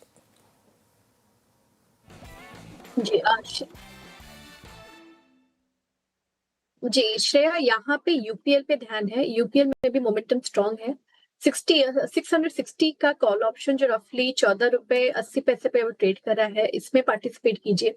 स्टॉप लॉस 10 रुपए का रखिए। पहला टारगेट रहेगा 19 का, इसके ऊपर सस्टेन होता है तो 22 से लेके 25 आप एक्सपेक्ट कर सकते हैं। यूपीएल रीस्ट्रक्चरिंग वाली खबर थी, फिर काफी गिरावट देखने को मिली, लेकिन वहां से अब सुधरता हुआ बाइंग आती हुई। तो आपको 660 का कॉल लेना है। FN सुपरस्टार के लिए सचिन जी क्या पिक कर रहे हैं? श्रेया यहाँ पर काफी सारे डिफेंस स्टॉक्स में वापस एक रिन्यूड मोमेंटम है, एंड BDL में काफी गिरावट के बाद एक स्टेबिलिटी वाला ट्रेंड नजर आ रहा है। पिछले कुछ दिनों में यहाँ पर एक इनवर्स हैमर फॉर्मेशन हुई थी, जिसने लगभग अराउंड 1250-1230 के आसपास का एक डबल बॉटम का बेस कंफर्म किया है, एंड उसी पर्टिकुलर पैटर्न को अभी इसने एक्टिवेट किया है। तो मुझे लग रहा है यहाँ से रिकवरी काफी शानदार हो सकती है। लगभग 1370 तक की अपसाइड में यहाँ पर मैं देख रहा हूँ, एंड जिस तरीके से डेटा है मुझे लग रहा है एक काफी छोटा स्टॉप लॉस होगा 1260 के आसपास का, जो आपको क्लोजिंग बेसिस पे मेंटेन करना है, and fresh long position add करनी है BDL के फ्यूचर्स में 1370 के टारगेट के लिए। ओके, BDL पे आपका बाय कॉल है। रुचित जी के पास चलते हैं चार्ट के चमत्कार के लिए। रुचित जी क्या पिक कर रहे हैं आप? कैश सेगमेंट में से इंजीनियर्स इंडिया में आज खरीदारी की सलाह देगी चार्ट के चमत्कार में। रिसेंटली जब ये स्टॉक के क्वार्टरली नंबर्स आए थे तब हमने काफी अच्छे वॉल्यूम्स के साथ में प्राइस अप मूव देखा। उसके बाद कुछ सेशंस का कंसोलिडेशन हुआ है। अब अच्छी बात ये है कि जो प्राइस अप मूव्स थे तो अच्छे वॉल्यूम से, और जो भी छोटे मोटे डिक्लाइन हमें देखने मिले वहां पे कोई भी वॉल्यूम बेस्ड सेलिंग नहीं है, और अब फिर से मोमेंटम रिज्यूम होता हुआ नजर आ रहा है। सो ओवरऑल सक्सेस काफी स्ट्रॉन्ग लग रहा है स्टॉक का। सो करंट लेवल्स पे 214 के नीचे स्टॉप लॉस रखे इंजीनियर्स इंडिया में खरीदारी करे। 245 के नियर टर्म टारगेट्स ये स्टॉक में आने चाहिए।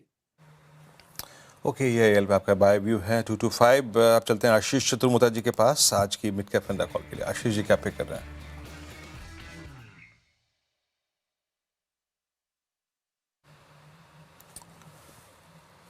आशीष जी अनम्यूट बटन दबाना पड़ेगा प्लीज आपको। I am really sorry. तो जैसे कि बीच में राज की बात करते हैं तो म्यूट बटन दबा देते हैं, कोई दिक्कत की बात नहीं है। वायर्स एंड केबल सेगमेंट काफी इंटरेस्टिंग है वीरू, और हमने अभी पॉलीकैप की तो बात की, पर मुझे लगता है KEI में भी बहुत ही बढ़िया एक मंथली चार्ट पर ब्रेकआउट हो रहा है, और टॉप लाइन के टर्म्स में आप देखेंगे तो काफी कंसिस्टेंट ग्रोथ हमें देखने को नजर आई है। मार्जिन में 10% की मार्जिन मेंटेन है। एक्सपोर्ट मार्केट भी काफी अच्छी तरह से ग्रो कर रहे हैं। तो ये सबका जो बेनिफिट है मुझे लगता है KEI को भी बहुत ही अच्छी तरह से देखने को नजर आएगा टेक्निकली, क्योंकि एक बढ़िया कंसोलिडेशन हमने देखा था ऑलमोस्ट 1 साल के कंसोलिडेशन के बाद, 2 साल के कंसोलिडेशन के बाद ये बड़ा ब्रेकआउट आ रहा है। तो कहीं ना कहीं मेरा मानना है 4800 के सपोर्ट पे स्टॉप लॉस लगा के अगर से इसको लॉन्ग करे तो 5600 रुपए तक की तेजी, 5600 तक के अपसाइड KEI इंडस्ट्रीज के स्टॉक में देखने को नजर आ सकती है। 5600 का टारगेट एक्सपेक्टेड है KEI इंडस्ट्रीज। अच्छा परफॉर्मेंस यहाँ पे देखने को मिल रहा है। एक रिकैप चार का चौका का सस्ता ऑप्शन के साथ हमने शुरुआत की, शिल्पा जी की तरफ से आया है। UPL का आपको 660 का कॉल लेना है, 19, 22 और 25 तक के टारगेट एक्सपेक्टेड है, 10 का स्टॉप लॉस लगाना है आपको। फिर इनफैक्ट हम गए सचिन जी के पास FN सुपरस्टार के लिए, डिफेंस स्पेस में अच्छी खासी खरीदारी होती हुई नजर आ रही है। तो BDL 1370 के टारगेट है, 1260 का स्टॉप लॉस लगाना है, खरीदारी की राय ऑब्वियसली। और रुचित जी चार्ट के चमत्कार के लिए इंजीनियर्स इंडिया चुन रहे हैं। शानदार परफॉर्मेंस पिछले कुछ सत्रों से, रिजल्ट भी काफ़ी अच्छे थे। तो यहाँ पर 245 तक के टारगेट, ऑर्डर्स बैक की भी खबरें थी, 214 का स्टॉप लॉस लगाना है।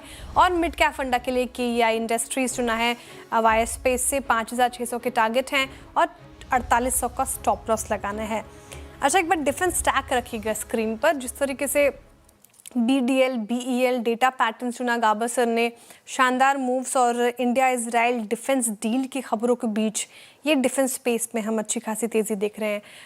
और एक बार डिफेंस स्पेस से इस स्टॉक की हम कम अक्सर चर्चा करते हैं। एस्ट्रा माइक्रोवेव रखेगा स्क्रीन पर और ये काउंटर आज देखिए लगभग 3% की तेज़ी के साथ कर रहा है कारोबार। इनफैक्ट पिछले वीक भी अच्छी परफॉर्मेंस रही थी। और 1 साल का चार्ट रखेंगे एस्ट्रा माइक्रोवेव का, इसने करीब करीब 60% से ज़्यादा का रिटर्न दिया है। तो सचिन जी एस्ट्रा माइक्रोवेव का चार्ट देखिए और बताइए, BDL चुना आपने, इसको भी चेस करें क्या? श्रेया डेफिनेटली इसमें मोमेंटम जो मिला है वो चेस करने लायक ही है। लगातार 9 हफ्ते से इसने एक लेवल को डिफेंड किया था, 900 के आसपास की क्लोजिंग वीकली बेसिस पे रिटेन की है एंड एक काफी कॉन्फिडेंट क्रॉसओवर हुआ है इसके 200 day, 50 day, 20 day exponential moving average का एक ही स्विंग में। तो मुझे लग रहा है ये मोमेंटम काफी ड्यूरेबल हो सकता है। स्टॉप लॉस के लिहाज से 942 मुझे लग रहा है एक आइडियल लेवल है मोमेंटम के लिहाज से एंड हो सकता है कि अगले कुछ हफ्तों में ये स्टॉक 1160 को भी पार कर दे। बट फिलहाल ट्रेडिंग मोमेंटम अगर होगा तो 1085 के लक्ष्य के लिए यहाँ पर फ्रेश लॉन्ग पोजीशंस बनाने की सलाह होगी 940 के स्टॉप लॉस के साथ। ठीक है, एस्ट्रा माइक्रोवेव खरीदारी कर सकते हैं लेवल्स पर, अच्छा लग रहा है ये भी। चलिए आपको इंपॉर्टेंट खबर बताते हैं। सभी ने म्यूचुअल फंड इंडस्ट्री के लिए नियमों में बदलाव की घोषणा की है। म्यूचुअल फंड्स अब वैल्यू और कॉन्ट्रा फंड ऑफर कर सकेंगे। विनी से समझ लेते हैं कि नए सर्कुलर में सभी ने किन बदलावों का जिक्र किया है। बताइए विनी, गुड आफ्टरनून। बिल्कुल, तो बहुत सारे अनाउंसमेंट्स आए हैं जो सेबी के सर्कुलर में है, मेनली कैटेगराइजेशन, रैशनलाइजेशन जो है म्यूचुअल फंड्स के लिए। तो पहले इक्विटी की साइड की बात करते हैं। यहाँ पे क्या इंपॉर्टेंट मेजर चेंजेस आए हैं। वैल्यू और कॉन्ट्रा फंड दो होते थे। AMCs इसमें नॉर्मली पहले एक फंड में ही इन्वेस्ट कर सकते हैं, अब चेंज क्या आ गया है कि AMCs दोनों फंड अभी ऑफर कर सकते हैं, वैल्यू फंड भी, कॉन्ट्रा फंड भी। दूसरा चेंज क्या अनाउंस किया इक्विटी साइड पे कि जो ओवरलैप होते हैं, इतने सारे फंड्स में बहुत सारी ओवरलैप्स होती है, सेक्टोरल फंड्स में भी बहुत सारे ओवरलैप्स होती है, तो maximum 50% overlap between sector and thematic funds and other equity schemes हो सकता है। इसका मतलब क्या है, अगर आपकी इक्विटी स्कीम और आपके सेक्टोरल फंड में 50% से ज़्यादा ओवरलैप है तो वो अलाउड नहीं होगा, मैक्सिमम 50% हो सकता है। दूसरा चेंज क्या है, सेक्टर और थीमेटिक फंड्स की रिस्ट्रिक्शन से कहा गया है कि उन्होंने बोला कि आप जो सेक्टर्स या थीम्स डिसाइड करते हो वो कहाँ से होता है, तो वो एम्फी की जो अब हाफ ईयरली अप्रूव्ड लिस्ट आएगी उसमें से ये न्यू लॉन्चेस हो सकती है। फॉर न्यू लॉन्चेस इसमें से लिस्ट देखनी पड़ेगी, उनकी हाफ ईयरली लिस्ट एक आएगी कि ये सेक्टर्स में भी आप इसमें कर सकते हो, फंड खोल सकते हो, तो ये अभी ये रिस्ट्रिक्टेड लिस्ट आ जाएगी। इन लिस्ट में से ही और इन सेक्टर्स में से जो एम्फी ने डिसाइड किया होगा उसमें से ही फंड्स अपने नए फंड्स या सेक्टर थीमेटिक फंड्स कर सकते हैं। दूसरी है रेसिडुअल इन्वेस्टमेंट फ्लेक्सिबिलिटी, एक चेंज आई है कि नाउ गोल्ड, सिल्वर और इन्विट्स है, उसमें जो रेसिडुअल पोर्शन बचा होगा, जो अमाउंट में भी कैश में बचा होगा, वो रेसिडुअल पोर्शन अब इनमें भी इन्वेस्ट कर सकते हैं। तो यहाँ पे एक में भी हेज बन जाता है against volatility in the market for gold, silver and InvITs की तरफ से। कंप्लायंस विंडो कितना है, 3 इयर्स का कंप्लायंस विंडो है। Existing schemes with more than 50 50% overlap है, तो उनके लिए अभी भी 3 साल है। ऐसा नहीं है कि आज ही सब बंद कर लो, आज ही सब 50% से लोअर ला लो, वो सब नहीं है। 50% ओवर पीरियड ऑफ 3 इयर्स उनको ये मैंडेटरी चेंज जो है 3 इयर्स के टाइम पीरियड में ये एडजस्टमेंट करनी पड़ेगी। What does this mean for investors in terms of the equity side change? एक तो ये मतलब क्लियर बन जाता है कि अभी स्कीम्स की जो डिफरेंट डिविजन्स है वो डिफरेंशिएट क्लियरली हो जाएगी। उसके अलावा गोल्ड सिल्वर हेज प्रोवाइड करेगा, क्योंकि जो रेसिडुअल अमाउंट है वो गोल्ड सिल्वर इन्वेस्ट में इन्वेस्ट हो सकता है, तो वो एक हेज हो जाता है against market volatility. And obviously monthly overlap disclosures है वो भी डिसीजन मेकिंग के लिए बेटर बन जाएगी इन्वेस्टर्स के लिए, तो अवेयर डिसीजन मेकिंग कर सकते हैं इन्वेस्टर्स। चलिए, शुक्रिया विनय आपका इस पूरी बातचीत के लिए, तो सेबी के नए नियम म्यूचुअल फंड्स के लिए, और इस पर बारीकी से हम चर्चा करते रहेंगे। लेकिन अब एक काम करते हैं, एक बार मार्केट्स को देखते हैं। मार्केट्स निफ्टी न्यूट्रल होकर 25,500 की ट्रेजेक्टरी में ट्रेड करता हुआ। एक ब्रेक का वक्त है और ब्रेक के बाद कहीं मत जाइएगा। ब्रेक के बाद बिग मार्केट वॉइसेस की कड़ी में आज हमारे साथ होंगे Shri Sanjay Parekh, founder and CIO Soham assets managers के। एक छोटे से ब्रेक के बाद उनसे गुफ्तगू शुरू करते हैं। ब्रेक के बाद कार्यक्रम में आप सभी का फिर से स्वागत था। जैसे कि मैंने कहा था कि ब्रेक के बाद हमसे संजय पारेख साहब से बातचीत शुरू करेंगे। संजय जी से बात शुरू करते हैं। अब संजय जी नमस्कार, कार्यक्रम में स्वागत है। मेरे ख्याल से लगभग 1.25 महीने के अंतराल के बाद आपसे एक बार फिर से मुलाकात बात हो रही है। लेकिन अब थोड़ा सा मैं सुबह से इस बात का जिक्र कई बार करता हूँ तो मुझे बड़ा अटपटा सा लगता है, लेकिन क्या करें, आज की तारीख में हमें रिस्क का जिक्र पहले करना पड़ता है कि बाजार में डाउन साइड रिस्क कितना है, डिप्लॉयमेंट क्या करें। और जब डाउनसाइड रिस्क की बात आती है तो सबसे पहले बात छेड़नी पड़ती है IT की। No signs of stability still. कोई अगर आप देखें अभी तक यहाँ पे स्टेबिलिटी के निशान नहीं है। आप चार्टिकली देखिए, प्राइस वाइज देखिए, और अब से कुछ देर पहले हम चर्चा भी कर रहे थे, अभी तो कंपनियाँ आएंगी जब फाइनली Q4 में नंबर्स देंगी, आगे का विजन देंगी, तब तो शायद एक प्राइस डैमेज और ड्यू हो। आप IT को कैसे ट्रीट कर रहे हैं, और अगर आपके पोर्टफोलियो में आप लोगों की रिकमेंडेड व्यूज में अगर IT था तो क्या उसमें कोई बदलाव किया है आप लोगों ने? So essentially, हमारे 3.5 साल our fund is now little less than 4 years, और वहाँ पर all throughout हमारा IT underweight था, but we always used to own Infosys, and but overall stand was underweight. And this AI was definitely our worry, but the way it is panned out, obviously, it's not an easy subject. ये काफी complex है।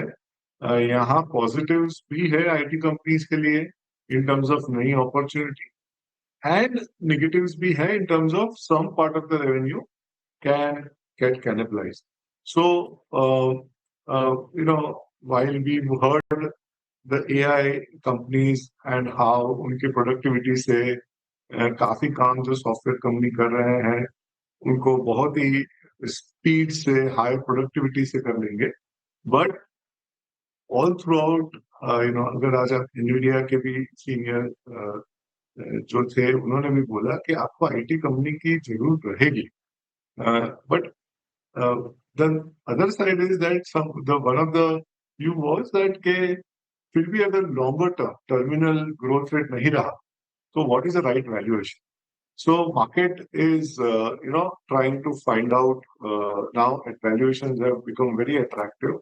Implied growth जो हम देखते हैं वो कोई company में 2 से 3% ग्रोथ रेट है, and what it means is कि 10 साल तक यहाँ से सिर्फ 2% ग्रोथ होगा। Now for all you may know कि 1 साल शायद कुछ नहीं होगा, and then there could be after 2-3 years some impact of AI in terms of certain revenues getting contract, but certain new streams also coming through. So at least हमारा limited understanding में ये है कि यहाँ से अभी downside कम है, but हम underweight बहुत जल्दी नहीं काटेंगे. We'll slowly understand this piece, dig more, understand it more before we reduce our underweight.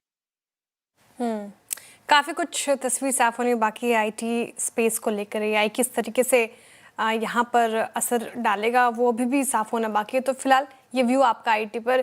Sanjay ji good afternoon, Shreya बात कर रही हूँ। लेकिन ओवरऑल मार्केट पर क्या व्यू है आपका? पिछले 1 साल 18 महीने हमने काफ़ी पेन देखा, मार्केट में कोई रिटर्न नहीं मिला। अब 2026 की साइड जा रहा है, शुरुआत तो काफ़ी बहुत ही धीमी हुई है। दिशा क्या होगी अब यहाँ से? essentially अगर growth, see world over, FIIs और domestic investors market will follow growth, और earnings growth last 18 महीने में नहीं था. So अगर earnings growth नहीं था तो market भी narrow range में था. So यहाँ से थर्ड क्वार्टर अर्निंग्स जो एक्सपेक्टेड थे उससे थोड़े बेहतर, बहुत बेहतर नहीं है, बट अगर जैसे 7-8% का ग्रोथ एक्सपेक्टेड था तो थोड़ा बेहतर for Nifty I am saying. But the good part is fourth quarter में जो मेजर इकोनॉमिक इंडिकेटर्स है जैसे कि सीवी डिमांड बहुत बढ़िया है. अशोक लेलैंड बता रहा है कि उनको सप्लाई कैचअप नहीं हो सकता है. सर्टेन सेगमेंट्स में 40% का ग्रोथ है. पैसेंजर व्हीकल जीएसटी के रिलीफ के हिसाब से उनको भी डिमांड कंटिन्यू हो रही है. क्रेडिट ग्रोथ ये इन्फ्लेशन पे 14% है. Steel demand is again looking better. Certain segments में अभी भी ग्रोथ रिवाइवल नहीं दिख रही है, बट ओवरऑल इकोनॉमिक रिकवरी हो रही है स्लोली, एंड ये अर्निंग्स में दिखेगी. सो एज नॉमिनल जीडीपी अगले साल एंड इन्फ्लेशन भी थोड़ा पिकअप होगा because metal prices और वो भी बढ़े हैं. So as inflation picks up, which is also good for earnings growth, next year nominal GDP अच्छा होगा and earnings growth भी recover होगा. तो हमारा expectation है कि ये साल तो growth कम होगा, like 1070-80 निफ्टी का earnings, but अगले साल 1260-70 के बीच में, which is more like 15-16% earnings growth आ सकता है. And then 27-28 it can be around 14-25. So 12 months from now, people will start looking at 27-28. And I think India may still be deserved 20 times. So we believe that यहाँ से, you can never say never, but 25,000, the risk return is very, very favorable. And वहाँ से, 14-15% return in Nifty is possible. And यहाँ से it could be more like 11-12%. Okay अच्छा Sanjay ji, portfolio में कभी कभी आप डिफेंसिव्स को बाय करते हैं, कभी आप एग्रेसिव स्पेस को बाय करते हैं. आपके पोर्टफोलियो को अगर थोड़ा सा एग्रेशन प्रोवाइड करना हो यहाँ से जहाँ पे आपको ग्रोथ अच्छी नज़र आ रही हो, उस कैटेगरी में आप कौन कौन से स्टॉक रखेंगे? और ग्रोथ भी कहूँ या फिर मेरे ख्याल से मैं दूसरे शब्द का इस्तेमाल कर सकता हूँ, दैट्स कॉल्ड रिलेटिव स्ट्रेंथ, है ना? रिलेटिव स्ट्रेंथ वो कहाँ कहाँ नज़र आ रही है आपको? आप उसमें खुल के पीएसयू बैंक का जिक्र कर सकते हैं. अब तक की प्राइस परफॉर्मेंस में पिछले 3 महीने में हम कुछ देर पहले बात कर रहे थे, real estate ancillary Polycab has created all time high. आपके अनुसार रिलेटिव स्ट्रेंथ कहाँ पे आपको नजर आ रही है? हमारा portfolio positioning was domestic overweight global underweight, and ये 3.5 साल से है. एंड सेकंड थिंग इज हमारा when you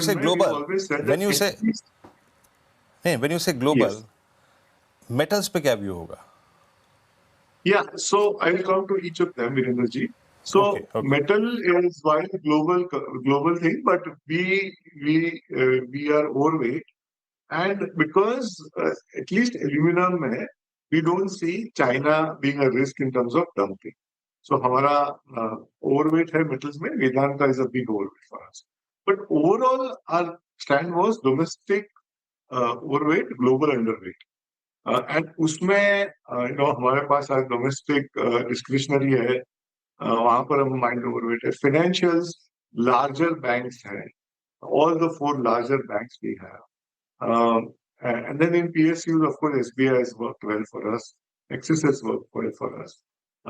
and then infra पे हमारा पॉजिटिव व्यू है, वहां पर Larsen Toubro is a big weight for us. Telecom is a big overweight for us with Bharti.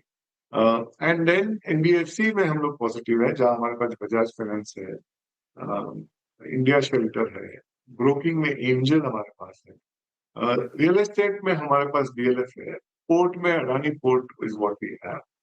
So this is how our composition, and then we have mild overweight on pharma. So IT is a big underweight. FMCG हमारा 0 है. And oil and gas also is a significant. So this is how we are positioning, and in हमारा earnings growth भी अगले साल at least हमारे segment में जहां पर हम हैं, हमें लगता है कि either base low है या तो ओवरऑल रिकवरी है.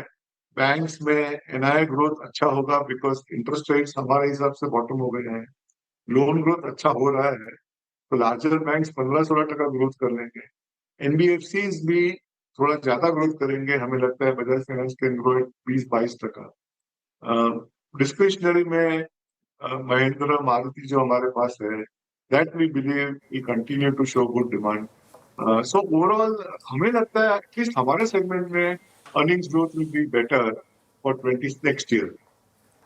ठीक है संजय जी, बहुत सारे स्पेसेस बताए आपने, स्टॉक स्पेसिफिक भी हुए आप, लेकिन एक स्पेस डिफेंस स्पेस को लेकर काफ़ी चर्चा है और इंडिया इजराइल के बीच जो डील हो सकती है उसको लेकर भी चर्चा है और आज एक रिएक्शन भी है। डिफेंस पर क्या व्यू है, आपने क्या हाल फिलहाल में एक्सपोजर बढ़ाया है, क्या व्यू आपका?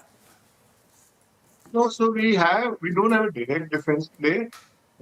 So BEL हमने मिस कर दिया. We've not been able to buy BEL at a very good level. The rest, at least we believe, they're not very cheap. BEL भी सस्ता नहीं है, but it's been a phenomenal move, you know. आप across time frame देखें तो it's one of the best performers in Nifty. So वहाँ पर हमारा मिस हो गया, but overall defense हमें इतना सस्ता नहीं है, इसीलिए और हमारा overall philosophy is growth at reasonable price. Our price earning of a portfolio is 14 times compared to Nifty at 19 times on 1 year forward. So वो दायरे में in that framework हमें comfort नहीं है to buy defense right now. Okay Sanjay ji, health care space में आते हैं। आज सुबह से अगर आप देखें Nifty pharma, health care, hospital stocks ने अच्छा बड़ा मूव दिया है। हमने बीते 5-6 साल में देखा कि हमारे एक ऐसे पोर्टफोलियो के अंश जिसमें डायग्नोस्टिक्स थे, जहाँ पे आपके हॉस्पिटल्स थे, पैसा बना भी और पैसा सिक्योर भी रहा। हाँ, मैं कह सकता हूँ कि अक्टूबर के बाद there was some bit of trimming in hospital stocks, but more or less जिसे कहते हैं ना, पैसा स्टेबल रहा, रिटर्न्स इंटैक्ट रही। इस स्पेस पे आपका व्यू क्या है इस वक्त? अभी फार्मा मतलब हेल्थ केयर स्पेस में then that diagnostic and hospital stocks?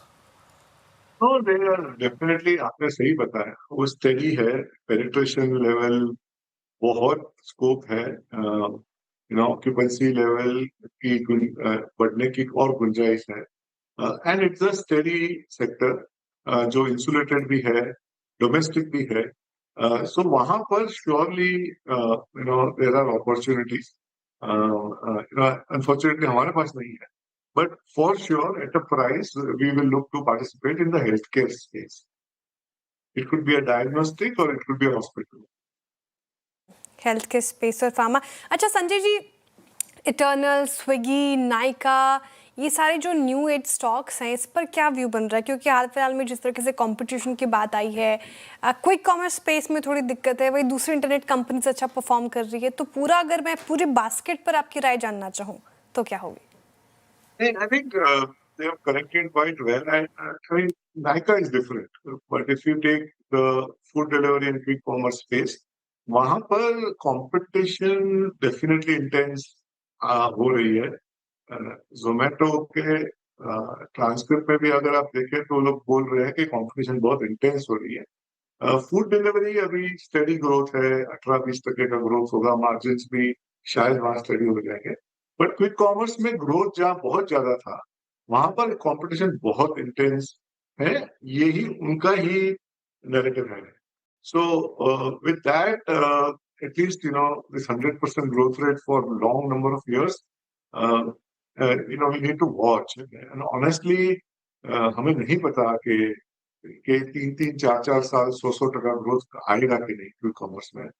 तो ऐसे हमारा थोड़ा कार्प स्टाइल है, ग्रोथ एट रीजनेबल प्राइस, यहाँ पर ग्रोथ बहुत ही आएगा फॉर श्योर, बट कितना ग्रोथ प्राइस में है ये हमें थोड़ा डिस्कम्फर्ट है।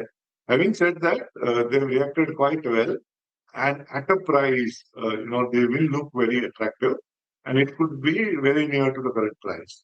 सो now the valuations are factoring reasonable growth, but I still feel that we would want to buy at a lower level.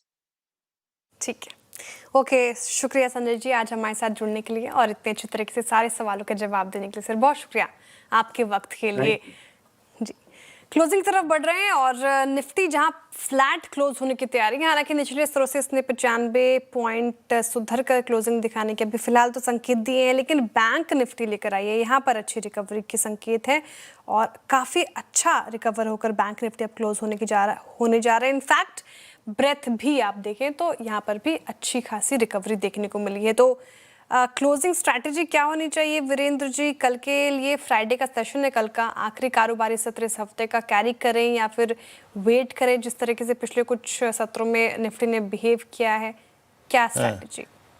देखिए श्रेया, बैंक निफ्टी, आप पहले मैं बैंक निफ्टी पे आऊँगा। अगर आपके पास पोजिशनली लॉन्ग है तो आपके पास 60-500 का एक रीजनेबल स्टॉप लॉस है, या फिर थोड़ा सा और फिल्टर कर लीजिए 60-400 का, आप उस पर लॉन्ग रह सकते हैं, कोई दिक्कत की बात नहीं है। But as a day trader, मैं फिर कल सुबह शायद ये बात समझाऊंगा, आज सुबह भी मैंने ये बात समझाई थी, मैंने 12 बजे भी बात समझाई थी और अभी भी फिर समझा रहा हूँ, कुछ देर पहले समझाई थी कि अभी स्कोप ऑफ डेविएशन 61,000 से बहुत दूर आगे या नीचे बहुत नहीं है।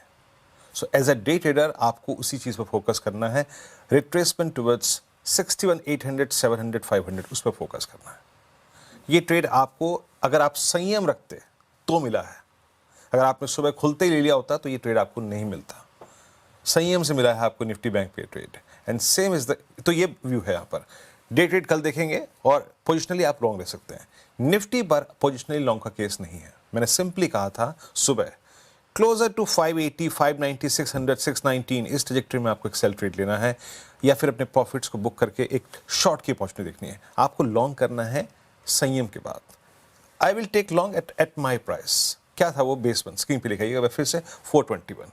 ये ट्रेजेक्टरी मिल जाए, 409 मिल जाए तो आप बाय करिएगा। निफ्टी बैंक ने दे दिया, निफ्टी ने भी दे दिया आपको, बट क्या था उसकी थीम? संयम। याद रखिएगा निफ्टी अभी स्ट्रांग नहीं है।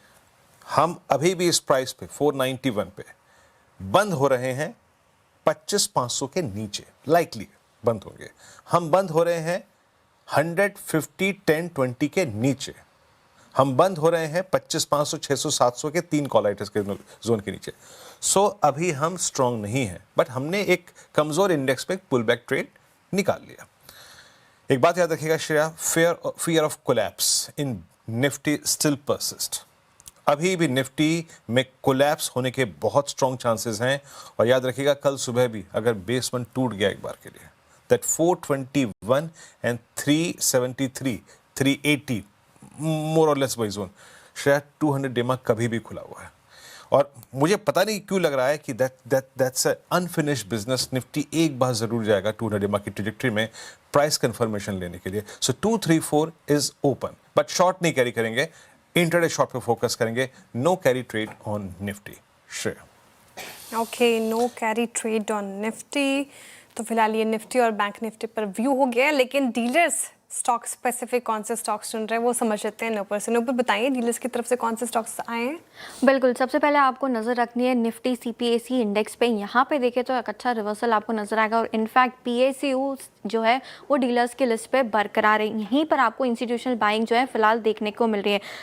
PSU में डिफेंस पे फोकस पूरा बना हुआ है। BEL पे जो है डीलर्स की तरफ से खरीदारी यहाँ पे आ रही है, और डेज हाई के आसपास ही 2% की तेज़ी के साथ फिलहाल स्टॉक ट्रेड भी कर रहा है। और बैंक्स, PSU बैंक्स भी इंस्टीट्यूशन के रडार पे, और डीलर्स का कॉल भी यहाँ पे पॉजिटिवली आते हुए नजर आ रहा है। SBI बैंक और साथ ही साथ बैंक ऑफ बड़ौदा, यहाँ पर भी देखें तो दोनों में ही खरीदारी हो रही है, और अच्छे लेवल्स, अच्छी वॉल्यूम्स के साथ जो है खरीदारी देखने को मिल रही है। इसके अलावा एक और स्टॉक है जहाँ पे आपको नजर रखनी है, डीलर्स के रडार पर भी ये स्टॉक बना हुआ है, और जायडस की खबर के बाद तो फिर से एक बार रडार पे आते हुए नजर आ रहा है। मैनकाइंड फार्मा, आज इसमें एक अच्छा रिबाउंड देखने को मिला है, ऑलमोस्ट 6% ये स्टॉक ऊपर है। वॉल्यूम्स देखें तो 24 लाख से ज़्यादा के वॉल्यूम्स नज़र आ रहे हैं। डिलीवरी बेस्ड बाइंग यहाँ पर देखने को मिल रही है, और OI में देखें तो करीबन 0.5% की बढ़त आपको दिखेगी। लॉन्ग पोजीशनिंग यहाँ पे बनते हुए दिख रही है। डीलर डेस्क पे जो है इंस्टीट्यूशनल बाइंग आती हुई नजर आ रही है। यही सुनने में आ रहा है कि जो एक ड्रग है, इंपॉर्टेंट ड्रग है, जायडस के बाद हो सकता है क्रोनिक सेगमेंट में इसे अप्रूवल मिलते हुए दिखे। बड़ी ड्रग हो सकती है, ब्लॉकबस्टर हो सकती है ये इन टर्म्स ऑफ नंबर्स, इसीलिए आज मैनकाइंड भी डीलर्स की लिस्ट में है। मैनकाइंड फार्मा काफ़ी अच्छी तेज़ी के साथ कर रहा था आज कारोबार, क्लोजिंग भी अच्छी खासी दिखाने की तैयारी डीलर्स के भी रडार पर है। साथ ही CPSE इंडेक्स के कुछ काउंटर्स जैसे कि BEL, SBI, bank of Baroda, ये रहेंगे रडार पर। शुक्रिया नूपुर डीलर्स के स्टॉक्स बताने के लिए, लेकिन अब समझते हैं कि हमारे पैनल क्या पिक करे। BTST और STBT ट्रेड्स लेना शुरू करते हैं। रुचित जी, शुरुआत आपसे बताइए, फ्राइडे के सेशन के लिए क्या कैरी करेंगे? BTST ट्रेड रहेगा। पिडिलाइट इंडस्ट्रीज एक ब्रेकआउट के वर्ज पर है प्रीवियस स्विंग हाई के, सो यहाँ पे हमें लग रहा है कि एक अच्छा BTST ट्रेड करंट लेवल से बन सकता है। तो पिडिलाइट में 1500 रुपए के नीचे स्टॉप लॉस रख के खरीदारी करके जाए 1540 के टारगेट्स के लिए। ओके, प्रीलाइट बाय हैं और 15-14। डॉक्टर साहब एक बार जरा प्लीज़ ब्रेंट क्रूड की ट्रैजेक्टरी दिखाइएगा, जब उसको भी देखते हैं। जैसे ही आपने प्रीलाइट पे कॉल दी तो मेरा जहन में ये आया, जब क्रूड की ट्रैजेक्टरी को देखूँ, यस एक बहुत ही शानदार, अगर आप देखें, एक ब्रेकआउट है और इट्स 72 से थोड़ा नीचे है, बट स्टिल याद रखिएगा इट्स अ स्ट्रॉन्ग ट्रैजेक्टरी, इसमें कोई कमजोरी नहीं है क्रूड में। बट चार्टिकली मैं बहुत प्रभावित हुआ आपकी इस कॉल से। रुचित, आपका ट्रेड क्या रहेगा? अरुण, क्या पिक करेंगे आप फ्राइडे मॉर्निंग के लिए? Virendra ji, again max health के साथ ही जाना चाहूंगा। मुझे लग रहा है इसमें ही मोमेंटम कैरी रहेगा। जो मैंने शुरू में ट्रेड किया 1110 के आसपास चल रहा है, टारगेट 1140 तक के रहेंगे। मुझे लग रहा है इसमें मोमेंटम काफी पॉजिटिव रहना चाहिए। स्टॉप लॉस जो लगाना है 1095, इसी का स्टॉप लॉस लगा के बाई करें। 1140 1145 तक के टारगेट इसमें आ सकते हैं, तो इसी को एज ए BTST लेके चलें। मैक्स हेल्थ केयर, इसको BTST लेके चलेंगे। अरुण जी, शिल्पा जी, आप क्या कैरी करेंगे फ्राइडे के लिए? शिल्पा जी म्यूट पर हैं आप, अनम्यूट। हाँ जी। श्रेय, यहाँ पे भेल पे मुझे लगता है लॉन्ग जाना चाहिए फॉर टारगेट्स ऑफ 275 से 280। यहाँ पे स्टॉप लॉस 263 का मेंटेन कीजिए। मुझे लगता है एक अच्छा खासा ब्रेकआउट है भेल पे। ओके, शिल्पा जी, आज श्रेया हरिद्वार पे मेहरबान है हमारे, मेरे होम टाउन पे। BHEL भी पतंजलि भी दोनों बाय कॉल दिए। आंखों से आंसू निकाल दिया आज आपने शिल्पा जी। मानस, आपका ट्रेड क्या रहेगा? तो देखिए, BDL पे खरीदारी करने की राय रहेगी। BDL में इंट्राडे चार्ट पे हाई टॉप हाई बॉटम्स का कंफर्मेशन मिला है, 10 डे मूविंग एवरेज के ऊपर स्टॉक निकला है, तो BDL के फ्यूचर में खरीदारी करेंगे। 1377 के आसपास के प्राइस चल रहे हैं, करंट लेवल्स पे खरीदारी करेंगे। ओके, 1277 के प्राइस चल रहे हैं, स्टॉप लॉस लगाना है 1259, 1260 के जस्ट नीचे, और 1320 के टारगेट सेट करने हैं। ओके, मानस जी BDL कैरी करें। इनफैक्ट अब सारे गाबा सर बाकी हैं। गाबा सर, BTST STBT? BTST, और ये स्टॉक है मेरा पोर्टफोलियो स्टॉक, इंडसइंड बैंक। अच्छा मोमेंटम है, बहुत बढ़िया ब्रेकआउट मिला है। ट्रेड करा है 965 के अंडर, स्टॉप लगाएंगे 960 का, 5 रुपए का। टारगेट होगा 975 980, ये एक जोन है, वहां तक जाना चाहिए। इंडसइंड बैंक। ये अच्छा परफॉर्म कर रहा था आज, इनफैक्ट डेज हाई पे क्लोज होने की तैयारी है अब। तो यहाँ पर BTST ट्रेड हो गई गाबा की तरफ से। अच्छा, अब F&O ब्रेथ समझ लेते हैं। वीरेंद्र जी, कैसी रही F&O ब्रेथ आज की? ब्रेथ इवनली पॉइज थी, यानी बटी हुई थी श्रेया। और आज क्लियरली अगर आप देखें झुकाव था फार्मा की तरफ, मतलब डिसाइसिव जो एक थीम थी ना, that was pharma and health care. आइए देखते हैं, हालांकि डिजिट्स पे, नंबर्स पे क्या इम्पैक्ट पड़ा उसको देखते हैं। लॉन्ग, शॉर्ट और लॉन्ग अनवाइंडिंग और शॉर्ट कवरिंग। लॉन्ग की तरफ पूरा जोर था आज। लॉन्ग 120, शॉर्ट भी था 71। आप कह सकते हैं कि अगर आप देखें 2 तिहाई लॉन्ग थे तो 1 तिहाई शॉर्ट भी था। 17 शॉर्ट कवरिंग और लॉन्ग अनवाइंडिंग 3, क्योंकि ये सीरीज का बहुत अर्ली पार है, इट्स हार्डली सेकंड सेशन, तो ये शॉर्ट कवरिंग और लॉन्ग अनवाइंडिंग आपको फिगर्स दिखाई नहीं देंगे। मैनकाइंड, बहुत ही खूबसूरत रिवर्सल ट्रेड सुबह सुबह हमने पकड़ा था। Tube investments, Fortis health care, एक बहुत ही क्लियर चार्ट, और इंडसइंड बैंक आज लगभग 10 बजे के आसपास इसने पार्टिसिपेट करना शुरू किया। बहुत क्लियर चार्ट, बहुत ही, अगर आप देखें, एक शानदार रेक्टेंगल ब्रेकआउट है बैंक ऑफ बड़ौदा, शानदार मूव यहाँ पे। तो फार्मा, PSU बैंक्स और कुछ क्लासिकल, अगर आप देखें, जो लोअर ट्रेजेक्टरीज में ब्रेकआउट के केस थे, private banks, major private banks. और एकल financial short cover, good, nice to see. I mean IT में थोड़ी बहुत शॉर्ट कवरिंग के instances, but index percentage terms में कुछ भी नहीं कर पाया। IDFC first bank short covering, Bharat dynamics short covering, LKM short covering, BL में अगर आप देखें शॉर्ट कवरिंग है। अच्छी प्लेसमेंट थी BL की आज इंट्राडे में। शॉर्ट कहाँ था ये देखते हैं, वो बास्केट जो कि शॉर्ट कैरी करके गई। जो कैपिटल मार्केट थीम है वो थोड़ी सी उसमें आज सिंकिंग बिहेवियर था। CDSL ने अगर आप देखें सब्सटीट्यूशन शॉर्ट देखा। डिक्सन में कोलैप्स था। मुथूट फाइनेंस एक कंपनी स्पेसिफिक इशू था, हालांकि सेक्टर में भी था, लेकिन उसके चलते शॉर्टिंग हुई। बजाज होल्डिंग, सिंजन में आज एक सिंह था। सिंजन एक एक्सेप्शन रहा है पूरा pharma stock. Even the same group company Biocon ने एक बहुत स्ट्रॉन्ग आज ब्रेकआउट दिया, बट सिंजन सिंक हुआ 2% नीचे। अगली स्लाइड में आइए जरा आप। शॉर्टिंग, अच्छा वो पूरे नहीं होंगे मेरे ख्याल से, वो पूरे नहीं होंगे तो उसको स्किप कर देते हैं। बट टुवर्ड्स क्लोज और चीज़ें जो कि बहुत शार्प हो रही हैं, जरा प्लीज़ एक बार श्रीराम फाइनेंस को लेके आइएगा। श्रीराम फाइनेंस इस दौर की अगर आप देखें सबसे हैंडसम प्राइस मूव देने वाली उस डील के बाद it's closing at all time high 1109। Shilpa ji इसका प्रोजेक्शन क्या है? अब देखिए क्या है ना कि चली गई। अच्छा ये काम करते हैं, अरुण जी से पूछ लेते हैं, मानस जी से पूछते हैं प्रश्न। मानस जी, श्रीराम फाइनेंस में आपको आगे का प्रोजेक्शन क्या लग रहा है? क्योंकि 1100 का लेवल क्रॉस हो गया, psychological level, that's important. Uncharted territory में है तो बहुत बड़ा, अगर आप देखें कोई रेजिस्टेंस है नहीं। आपका प्रोजेक्शन क्या कहता है? देखिए कल ही यहाँ पर इंडिकेशन तो आ गए थे कि स्टॉक तैयार है एक फ्रेश ब्रेकआउट के लिए, और आज क्योंकि स्टॉक ने एक फ्रेश ब्रेकआउट चार्ट दे दिया है, आई थिंक जो नेक्स्ट टारगेट आपको सेट करने हैं वो कहीं ना कहीं 1175 के आसपास के हो सकते हैं। करंट लेवल से भी 70 रुपए का मूव देखने को मिल सकता है। अगर एक ट्रेड लेना हो तो 1084 के स्टॉप लॉस से खरीदारी करने की राय रहेगी। 1150 1175 ये दो टारगेट आपको सेट करके चलने हैं। श्रीराम फाइनेंस डेज हाई पर ये भी क्लोज हो रहा है। अच्छा वीरेंद्र जी, ऑन टोज रखते हैं सबको, कब किसका नाम ले ले और फिर कब शिफ्ट हो जाए। ऑन टोज सारे हमारे पैनल खड़े। मैं खुद टोज पे रहता हूँ, शायद मुझे ज़्यादा मालूम नहीं होता। आई नो मुझे मयूर जी ठीक करते हैं ठोक पीट के। अच्छा, अब दर्शकों को पता नहीं, हमारे जो पूरा ये शो चलता है कार्यभार उनके कंधों पे रहता है। मयूर जी के कंधों पर। अच्छा, बहुत क्योंकि रिकवरी आई तो बहुत सारे स्टॉक्स डेज हाई पर बंद होने की तैयारी करें। एक बार रखिएगा मैक्स हेल्थ केयर, इसकी लगातार चर्चा हुई है 2.5% की तेजी के साथ डेज हाई पर। फिर मारुति सुजुकी रखिए 1% की तेजी के साथ, ऑलमोस्ट डेज हाई के आसपास ही क्लोज होने की तैयारी मारुति सुजुकी। इसके बाद रखिएगा मेटल स्पेस से JSW स्टील। श्रीराम फाइनेंस की तो चर्चा हो ही गई। HUL ने भी कोशिश की हालांकि, लेकिन जिस तरीके से लग रहा था कि सुबह यहाँ से अच्छी खासी तेज़ी हो सकती है, फिर वो थोड़ा सा वॉलेटाइल हुआ आज के सेशन में। इसके अलावा एक और काउंटर फार्मा स्पेस की हम लगातार चर्चा करते हैं, सन फार्मा, ये डेज हाई पर क्लोज होने की तैयारी। टाटा स्टील भी अब देखिए डेज हाई की तरफ बढ़ता हुआ। लेकिन रुचित जी, मैं मारुति सुजुकी से पे आपसे पूछना चाहूँगी, और सुबह सुबह इसने इशारा दिखाया था कि अच्छा परफॉर्म करेगा, लेकिन फिर एक डिप आई और उस डिप में फिर से खरीदारी वापस आई है। मारुति सुजुकी 15,214 के लेवल पर कैसा लग रहा है? आई थिंक फिलहाल तो मोर एक कंसोलिडेशन फेज में ही है। ये फरवरी महीने की जब शुरुआत हुई थी तो स्टॉक 15,200 पे ट्रेड कर रहा था, और आज भी 15,200 पे ही है। क्योंकि पूरे लास्ट एक महीने देखे तो स्टॉक ने कोई भी डायरेक्शन मूव नहीं दिया है। अब जो भी छोटे मोटे पुल बैक इस दरमियान आए हैं, 50 डेमा स्टॉक में अभी तक सरपास नहीं हुआ है, जो 15,460 पे अभी प्लेस्ड है। सो जैसे ही ये स्टॉक ये 50 डेमा के ऊपर निकलेगा फिर ब्रेकआउट रहेगा एक डायरेक्शन के लिए। आई थिंक स्टॉक अच्छा है कि आपके वॉच लिस्ट पे रहना चाहिए, बट ट्रेड सेटअप मैं कहूंगा कि 15,460 के ऊपर ब्रेकआउट के बाद लेना चाहिए। ये रही बात मारुति सुजुकी की। लेकिन मुझे जो कल के लिए अगर आप देखें जो सबसे कंसर्निंग फैक्टर नजर आ रहा है कल के लिए, क्या इनफैक्ट इस रेस्ट ऑफ द सीरीज के लिए, वो है HDFC बैंक।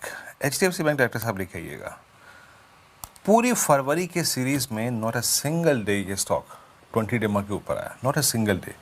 आज 900 का लेवल तोड़ रहा है, एक इन्वर्टेड फ्लैग है स्क्रीन पर, और 900 के पुट राइटर्स एग्जिट करते हुए। और एक ज़माने बाद अगर आप देखें HDFC बैंक में, मैं थोड़ा सा टाइम लूँगा दर्शकों का, लेकिन एक ज़माने बाद मैं थोड़ा सा अगर इसको रीड करूँ ना तो, और इस पर मैं शायद एक बार मानस की राय भी ले लेता हूँ। मानस, जून 24 के बाद पहली बार HDFC बैंक में एक ऐसा क्रॉसओवर बन रहा है जिसमें 50 का भी और 100 का दोनों का अगर आप देखें नेगेटिव क्रॉसओवर वर्सेस 200।